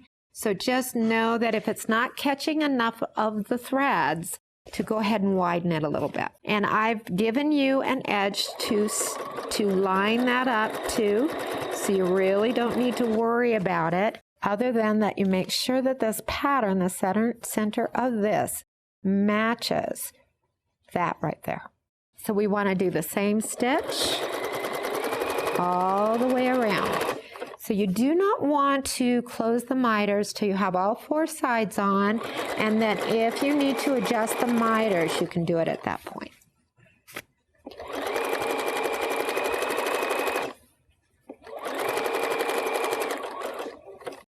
At that intersection, there's a lot of stress there, so I'm just going to go back just a little bit to give it a little bit more strength.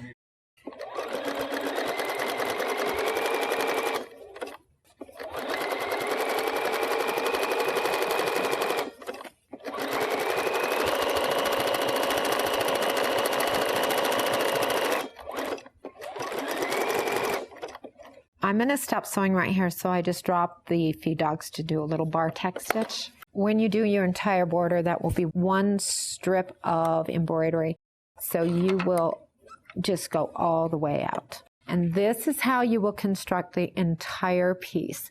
We are now going to move over to the embroidery machine, and I'm going to show you how to create this border so that it is one continuous piece, so you don't have all sorts of pieces you have to put together. We finished all of the instructions for the center of the quilt. Now we're going to move on to the border. This is such a cool technique, and I'm really excited to share it with you. But there are some basic rules that we need to make sure that we follow. And the border is actually a pretty skinny border. It's right around 6 inches, something along that line. But I'm going to take this, and we're going to work on one of the industrial machines. I just want to explain how to do this type of work on another machine so it'll cover all the bases. This right here is the border, and I've cut this fabric, maybe 5-10 inches longer than the border that you'll need. We've included all the measurements and basic layouts in the PDF that you're going to receive with this class. I've taken my border and I have folded it in half, and of course it's all pressed and it's ready to go. So I want to make sure that we have a halfway mark. We're going to start in the center and work out from the center, both right and left. So we want to make sure that that has been done. One of the things that's really important if you're using the Hoop-Dee-Do system, when you put fabric or anything in a hoop, you've got to make sure that you have that double secure gluing process. So we put the foundation underneath, glue that on, and then we have the batting. Then we're going to take the border or whatever you're using, and it needs to be glued to the sides of your hoop on the flange. I don't like wasting my hand dyes. It takes a lot of effort for me to get them done, and many times I just don't have that wide of a fabric to compensate for a width of a hoop that I'm working on. So I usually cut the border just a little bit wider than what I need, maybe an inch, inch and a half, because I want a little flexibility. And I have what I call leaders. And in the old day, we would just sew that on. But I don't want you to sew it on. We are actually going to glue it on. And what will happen is that these leaders, we're going to glue them on. We're going to use them to support the whole thing. Then you can pull them off without unpicking anything. We need a lot of strength with that. So I want you to use your liquid stitch. And even though it gets on the edge, it's going to be cut away or put into the binding, or it's going to be on a leader. And we're using just a piece of muslin, so there's really no loss. And you only want your little tiny leader to be as long, a little bit longer than what your hoop is, because we don't want a lot of stuff to work with. Once we're done stitching that area, we'll pull the leader off and we'll glue it to the next section. So it's not one long skinny thing that you're working with. And one thing that we need to make sure that you do, the fabric for the border needs to be on top of the leader, because if you accidentally get it in the wrong place, you want to make sure that it's not going to be creeping into this muslin, creeping into the pretty fabric that you've chosen for your border. So we take our muslin, and you have to use liquid stitch for this. Normally, like Elmer's would be okay, but we want to put a lot of strain on this to hold that piece very tight inside the hoop. So we have liquid stitch on there, and I'm just going to put my fabric right on top, and you want to use your pressing sheet to press, and we want to get it completely dry before we put it in the hoop. And that is very, very strong. It's not dry yet, so you've got to give it some time to dry or press it till it's dry. So we want to do that equally on both sides. So I have my little leader right here. I'm flipping it back. I'm going to put the glue on the leader. And this will allow us to pull that fabric to make sure it stays nice and tight within the hoop. And using the Hoop-Dee-Do system, you actually have lots of flexibility as far as how you manage your fabrics. So this is one of the management techniques that I actually love when you're working with the Hoop-Dee-Do system. So we want to press, and it's been pressed very nicely to each other, and you want to turn the whole thing over and press it again to get it nice and dry. I can actually see a little wet streak right there. We want to make sure that it is completely dry from both sides.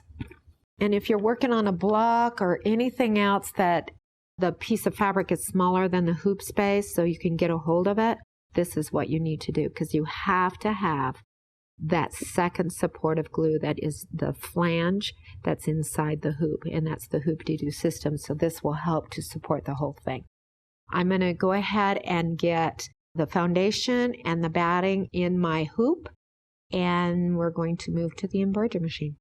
We're going to embroider the border, and we're going to do it in a continuous way, and it's a technique that is called Design Align, and it's included inside this stitch file, and you can also buy it separately as an editing tool for things that you want to put together. I'm going to explain how this works, and I'm actually using a, well, semi-industrial, but it is a 6-needle baby lock, which is a fabulous machine, by the way. But anyway, we want to load the pattern, and I've included in the stitch file arrows, and you want the arrows that actually represents the top of the border. So the arrows are in there, and you want to make sure that you keep the orientation of your border correct within the hoop. For some reason, these machines will flip-flop things and do some odd manipulation to get the piece to fit into whatever size that they're working with. So we put the arrows on it, which really help you. So it's just fine. Now, once you enter or bring the piece into the computer, there's a couple of things that you need to do with industrial machines. The industrial machine, they're really set up to do more motif or plop and place stuff so that they will jump from needle to needle without any stop at all. With this type of work, you've got to stop it after every color. So you'll want to edit your machine so that it has a stop after every color. When I digitize everything, I put a stop in there, but the industrial machines do not recognize it in the same way. So it needs to be done at your level. Whatever your machine is, just make sure there's a stop. So I'm going to go ahead and do that. I'm still in the edit part of the program, and I just run through every one of the layers and add a stop with it.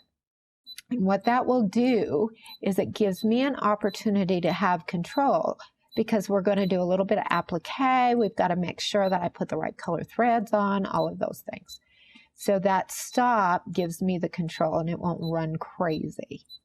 And I know that it is a lot of stops, but believe me, you want them there. All right, so that's set up. Now, also, when you set up your machine, because I'm using color as a designation for what to do next, that means that it's totally confused as to the color. And apparently these new machines, they've programmed in for it to read color in some strange way. I'm not sure how that works, but what I have done is I've gone into the actual thread menu, and I've put a lock on every other needle other than needle 1. So needle number 1 is the reserve needle. So because of how it thinks, it really doesn't match color very well. So technically what's going to happen is all your threads will come in for needle 1. So that's another reason why you need the stops. So you can make sure that thread is positioned to the needle that you want it to. So if you put everything and lock everything but needle number 1, now it doesn't work if you lock needle number 6, which is what they recommend. You want to lock everything but 1. because it works, 1, 2, 3, 4. And if 1 is the only place that the odd colors can go, then everything will go to 1, and you really have control of what your thread is doing and the sequence in which it is. So it's really important to do that. And I also put my water-soluble thread on needle number 1. That's its permanent home, because most of the color changes have to do with the Design Align system, because the Design Align system uses color to code what to do next for you. So we want pretty much everything that I have put into the alignment system to come from needle number 1, because we want to use water-soluble thread. So once that is all done, we're going to finish the edit. And at this point, I'm going to go ahead to the sewing. Now, because we're using the Design Align, you do not need to adjust in this area where it's north, south, east, and west. And in reality, it was very, very difficult to know where this machine was. So I just bypassed all of that. And now we're going to go to the sewing. And it says to change the threads. Well, it put everything on needle number 1, other than something that maybe it already knows.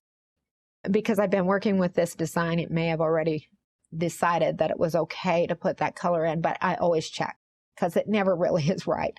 We want to go to needle number 1. And needle number 1, the first thing that it does is the baste. And it also will stitch in your arrows so that you know that you're working with that piece going in the right direction. So I'm going to go ahead and stitch that baste out, and then we'll move on to how to put the fabric on there.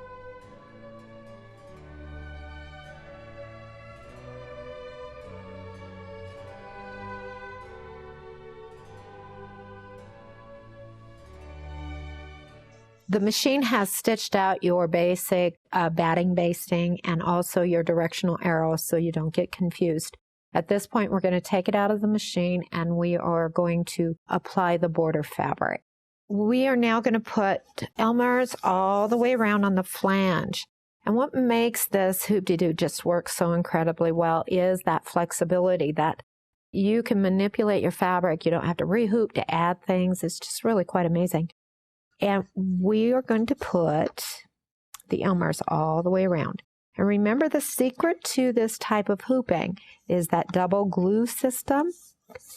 And that flange is what gives you that strength. So we put the Elmer's on there. And we have a center mark right here.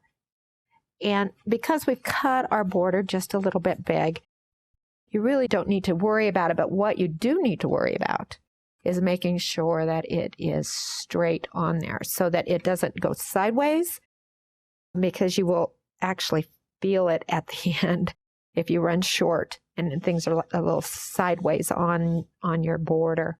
So you want to make sure that everything is centered nicely and it's also centered in the long direction. When we start this, the importance of having that little bit of extra fabric is so that we can glue to that fabric and not have to glue to the fabric or waste any of the fabric for the actually embroidery or stitching process. And the liquid stitch is very strong. Can you see how strong that is? It's really quite amazing stuff. Whenever you're gluing to the flange, you want to work in a north-south kind of system so that you're working one side, then you come in and work the other side so that you get really nice tension. And it's really important to keep it as square as possible, which we're doing pretty good. And you want it secure on all sides when you're working with this. And it gets a little bit different when we add the other pieces to it. But when you first start, you want to make sure you have your alignment nicely done. And we do have all this hanging out, and we're going to take care of that also. So we have nice tension. We have it nice and even. That was really easy. It wasn't any problem whatsoever. This is all nice and tight, really even. We know that the little leaders that are on the side are really under control. But what you also need to do, and remember, is that you do not want any fabric flipping back inside the area where the needle needs to go. So we're going to just turn that back. And remember, this is just Elmer's. It will come off with water. So we're using that instead of a clamp. I've tried all the clamp things, and you have more of a danger with the needle hitting a clamp than you are getting your little hoop a little bit dirty. So we have this. Now we've got all this stuff. Let me put the hoop in. And we've kept the same orientation, so that's really important to do.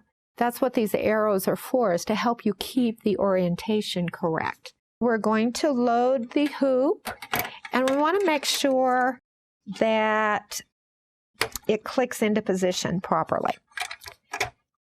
The only time that I've had any mishap whatsoever is when I have not clamped one side in. The next thing that we're going to do is control all this. Now, I have this lovely table on mine, but that isn't really, well, maybe it's a common thing. I'm not really sure. I recommend it, absolutely, to get a table that holds the hoop up. It makes a really big difference in the vibration of the machine.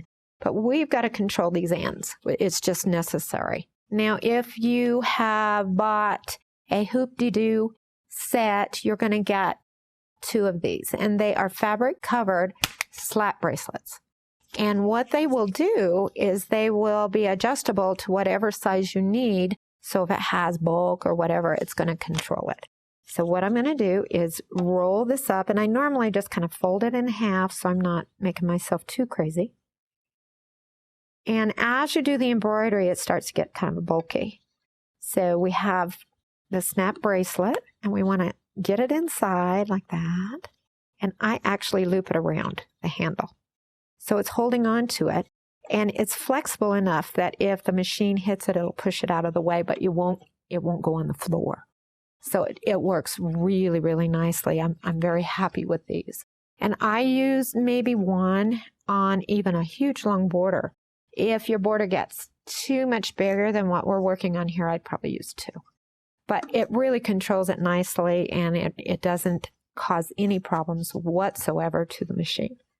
Another thing that I need to make sure that you're really clear on, these machines are set up to cut every time it jumps. And that's appropriate if you're doing motifs or you're actually doing the plop and place thing or hats or whatever. What I want you to do is to go into your machine and turn the scissors off.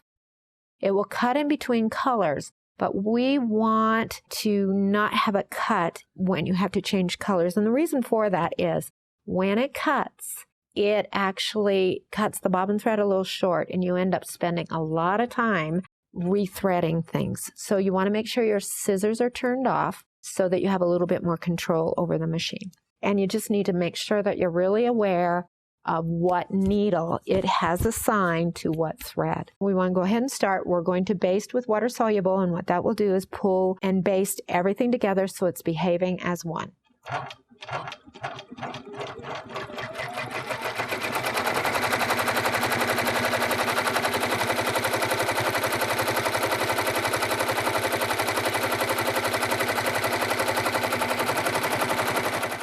The next color that it's going to do is the green part of it. So I'm going to assign it to needle number 3. So you have to really be aware, and most of you that have a machine like this, you really know how to handle all of that.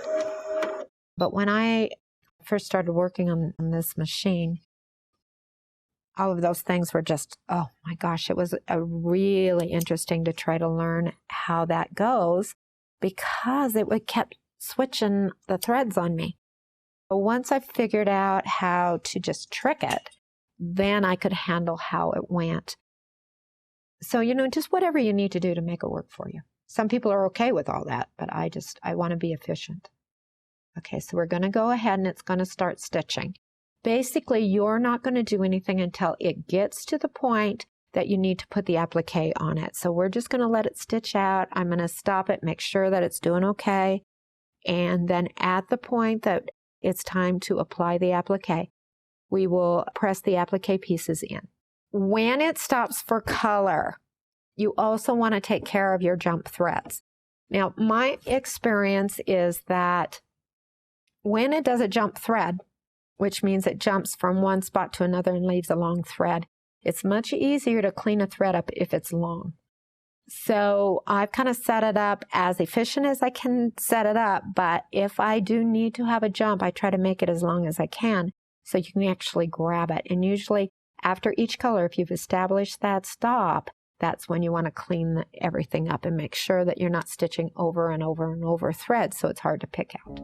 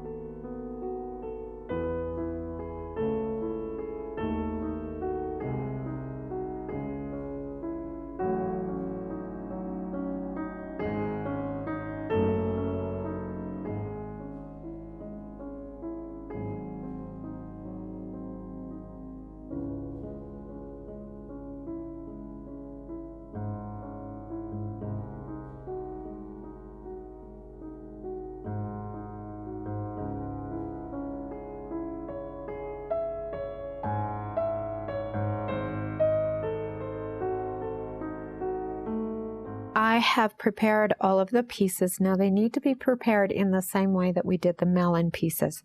So you want to make sure you starch, follow all of those processes. And I have them and they're all numbered and ready to go. But for me, it's just a little bit confusing with the numbers. Place the pieces in the position. And in most cases, I work from center out. And it's really obvious what pieces fit. But you don't want to rely on the freezer paper side. You want to make sure that the color is flowing right, so that if you've cut it out of the wrong color, you can catch it at this point. So I have these all ready to go. And because we're working either going to the left or to the right, some of these pieces are actually done just a little bit different than you would think. So we want to make sure everything is working properly before you start gluing it down. So this looks very good. We've got it all organized. Those pieces will go to the next block. And you want to take your liquid stitch. And I find that I can only glue about 3 pieces before it starts to dry up. You want to put the liquid stitch on the inside of the registration lines for the applique. And let's go ahead and take care of 3 of them.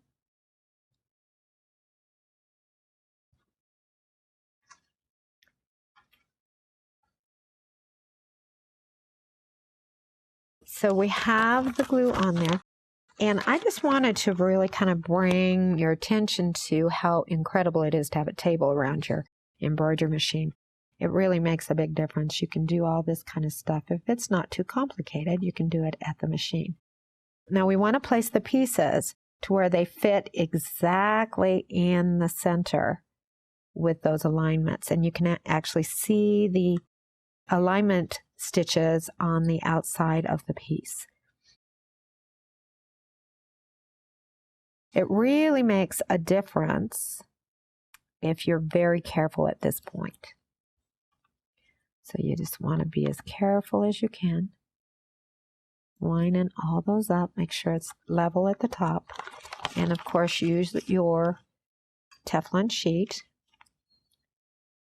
And we're using the small iron up here. I actually do prefer the bigger iron, but if you're at the embroidery machine like this, that small one works really nice. You want to make sure that you put that glue to the inside. We're going to go ahead and finish up these 3 and let the machine do the applique. And there we go.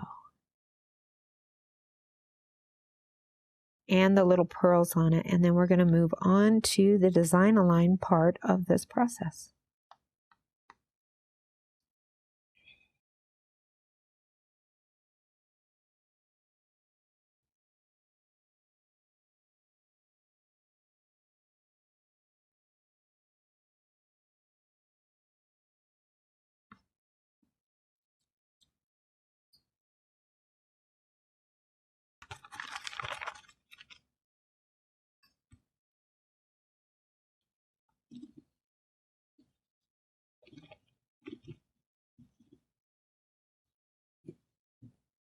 These pattern pieces I do not reuse. It's very difficult to get that accurate of a point, and the paper does distort at that size. So you want to make sure that you use a fresh freezer paper pattern, and that will be on your class that you bought. You can print as many as you need. We're going to put our hoop back into the machine. I've set my machine up with locks on the spools. So all the colors will default to color number 1. So if you choose that method, you just need to really train yourself to look and make sure that it's on the right needle. So it's just a reminder. I find it's much easier to manage it at that point than to try to figure it out in the beginning. So it just works better for me. But whatever works for you is fine. We're going to go ahead and do the applique stitch. And I do want to cut my threads.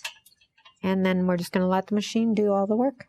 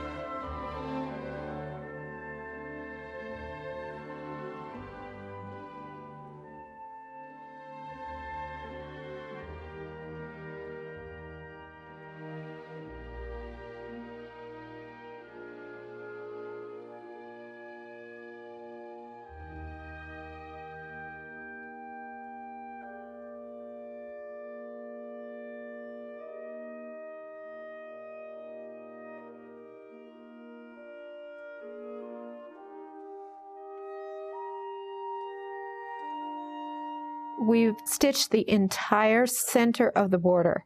And when you're doing borders like this, you'll work from center out. So this piece is symmetrical. And the next pieces will be mirror images of each other. Now you want to remember where your arrows are. That makes a huge difference. The arrows really help to keep it really straight. If you don't mark what direction you're looking at with hoops on the bigger machines, they actually can flop. So you want to make sure that you're directionally oriented. Also, these are registration marks, and these are for the Design Align system. And on this piece specifically, because we're working center out, you just have the alignment marks on either side. The next one, we will actually have the base, stabilization, all of those things. So this piece is done now, and we're going to start on the next one.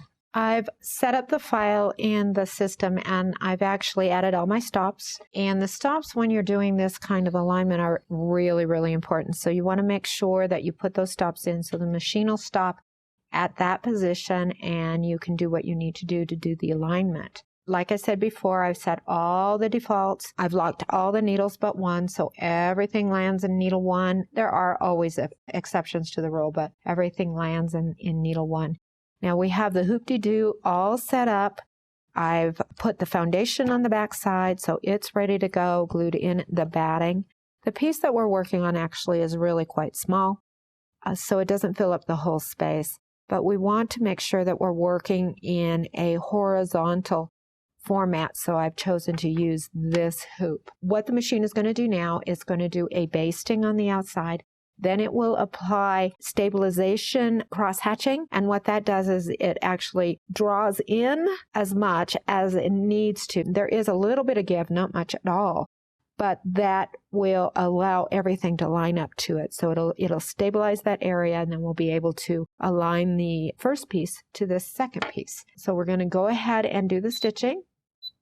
And while we're doing the stitching, I'm going to get the piece ready to go. I have to clean up the back, and I'll show you how to do that in a minute.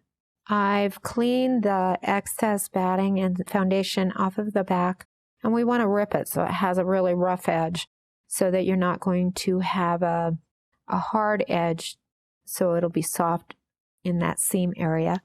And sometimes when you do that, your registration marks get a little bit lost. But I've found that there's always a hole or a dent where that stitch was, but you want to be really careful that not to press any of that out. I've also moved the leaders over so that they're now in that part of the border that we're going to work on. All these colors that I'm using to actually explain the process need to be locked into needle number 1. So you want to make sure you do the same thing. We have put stops at each one of the color changes, so the machine will stop and you can have control of what's going to happen. So we have just basically aligned the piece where it needs to go, and I'm going to put my pick down through the center hole. And that's right there. And we put it through the center hole. And I want to align it to the mark that was put on your stabilizer. Okay, we have the pick inside the fabric. We're going to line it up with the center of the registration mark. And what is under there is your needle plate. And your needle plate is basically the only thing in that area that is stable.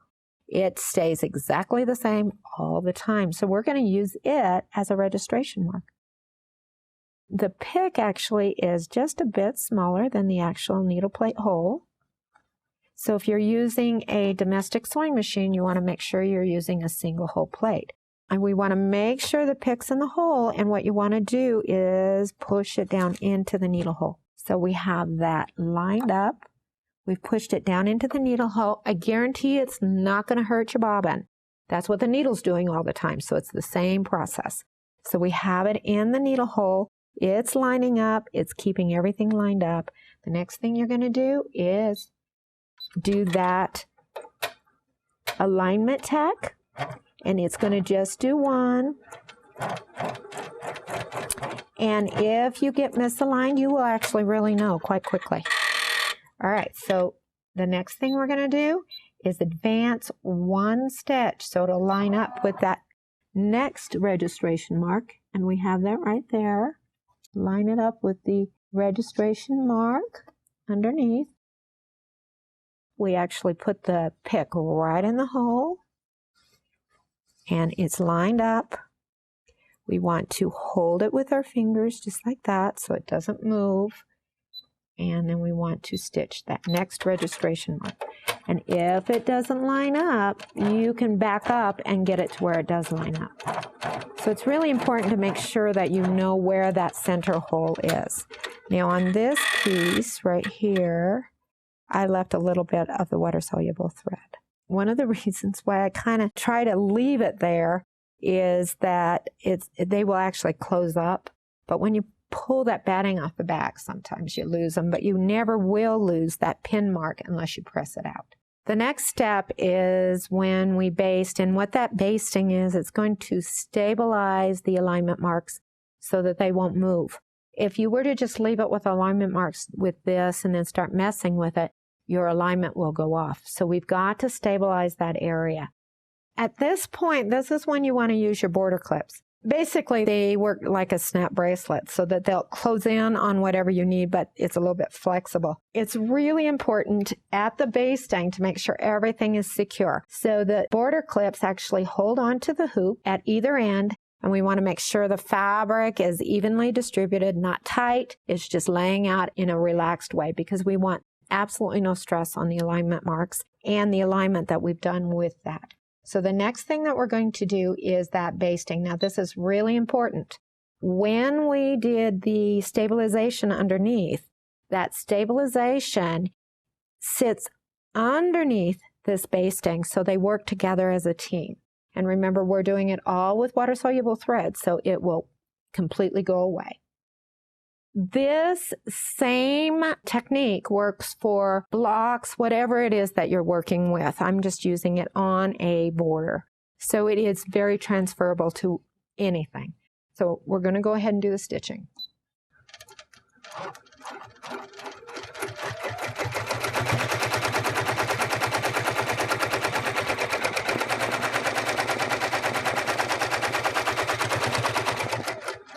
At this point, we will need to take the hoop out of the machine, and then we are going to secure it to the flange on the Hoop-Dee-Do so that it is exactly the same tension as the previous block. So we're just going to take a minute, pull it out, and we'll take care of that. We're going to glue the top to the Hoop-Dee-Do, and we want to make sure that you do the gluing past where we're going to stitch, so it will be almost the whole hoop. And this is really important in creating the stability of the piece that we're working on. So you want to put the glue all around the edge and put it past. And where the sewing actually is going to start and stop is right here.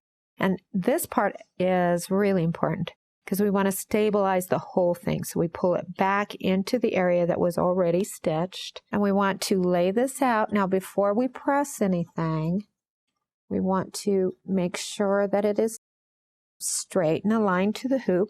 When you're working on it, I kind of hold the leader back, and you can kind of align it to the edge, which is what I've done here. Remember to do the side that's away from you first. And we're just pressing this to the Hoop-Dee-Do flange there. And you want to get it secure way back in this area, right there. And that actually took a couple of hoopings before I realized how important that was. And on this side, when we start pulling on it, and you want to make sure that you hold that nice and tight, but don't stretch it. We want it to just be relaxed. So let me pull that up and get it adhered to the flange.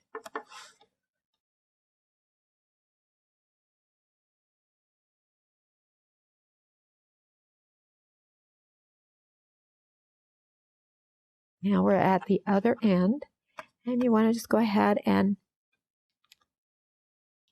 secure it to the flange at the far end there.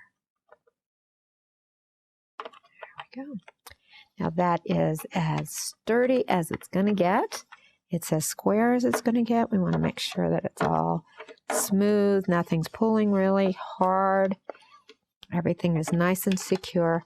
And then we also want to make sure that we have glued these down so that the machine does not hit any loose fabric or any loose leaders, which is what that is. So just put a little bit of glue there. And you don't even need to hit it with an iron. It's tacky enough that it'll hold that fabric to keep it out of the way. We've got this nicely tacked down and under control. And I've got my border clips. I need to just kind of get it on top of the handle so I can hook it into the machine. And we want to load our machine, and remember to make sure that it clips on both sides. And then you want to take your border clamp and clamp it so that it doesn't get in the way. And the next thing it's going to do, it'll do a baste, and that will make all those layers one. You want to go ahead and start the stitching, and it will baste all the way around the area in which the next stitching will be.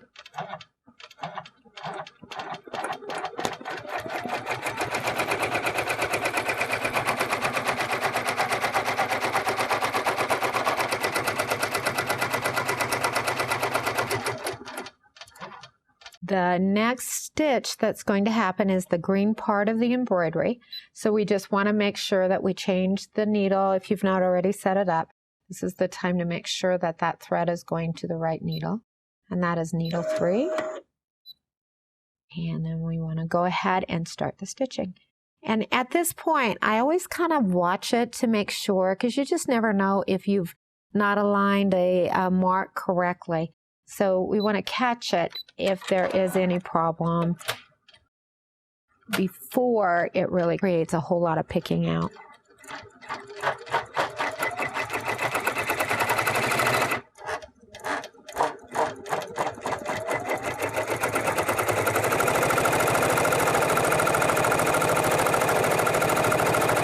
Cross your fingers, I haven't screwed it up.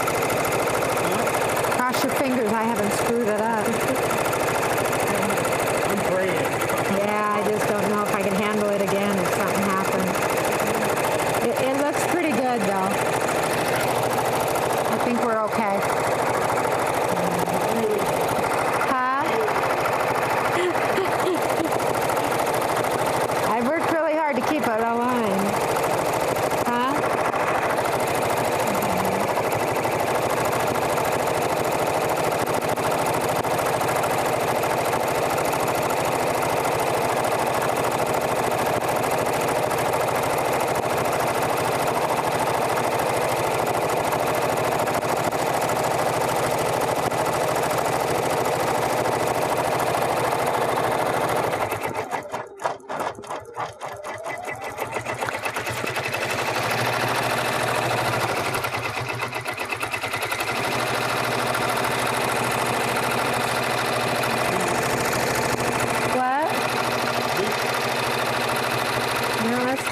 Because it hit it real close. Yeah.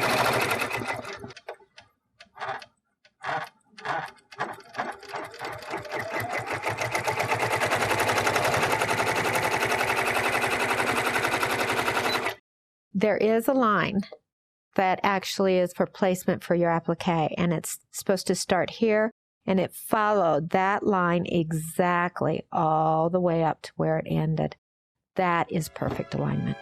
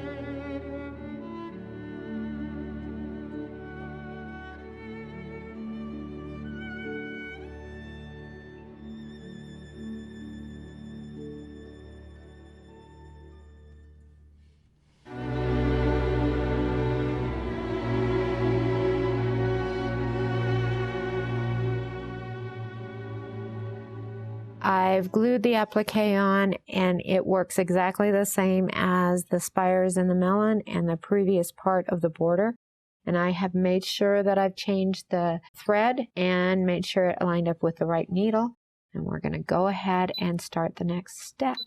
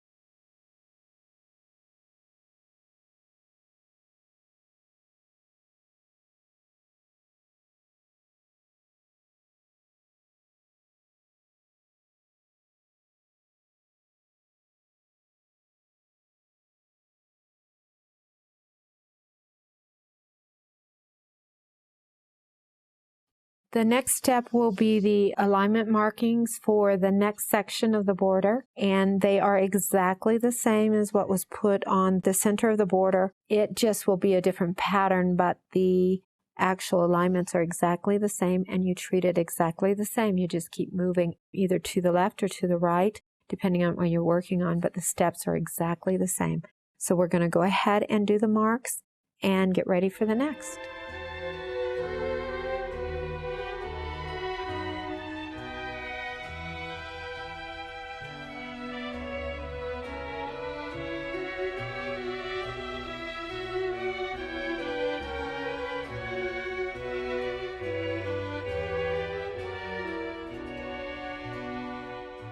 We've stitched one of the borders out and it's lining up. I'm very excited about the alignment, but I wanted to show you the back to make sure you know to clean the back up. This is an area right here that is the second set of putting it together, and it has all of this debris right here. We also have, at this point, is where the alignment was working and put the two pieces together, and you'll want to clean the back up so it looks just like that. You'll want to clean up the excess on the back, and that's what this is. And it's actually set up to where you can clean all of that out because of the water-soluble thread. So you want to get all the bulk out. And we've also done it in this area right here and this one. So you want to make sure that you get any excess out so that it behaves like you've never had to splice or align anything. This turns into such a beautiful border, and it's very, very easy, and we know that it's going to be square and beautiful on the quilt. I've moved to the right, and I want you to see how the miter looks. So when you get to that point, you won't be hesitant, and you actually have a knowledge of the miter. Everything that we've done as far as adding the elements to the border is exactly the same. We just kept repeating it. And when you get to the miter, there will be no registration marks, because at the end, there are in the beginning for alignment to the previous piece. At the end, there are no registration marks. And I just wanted you to visually see what it looks like.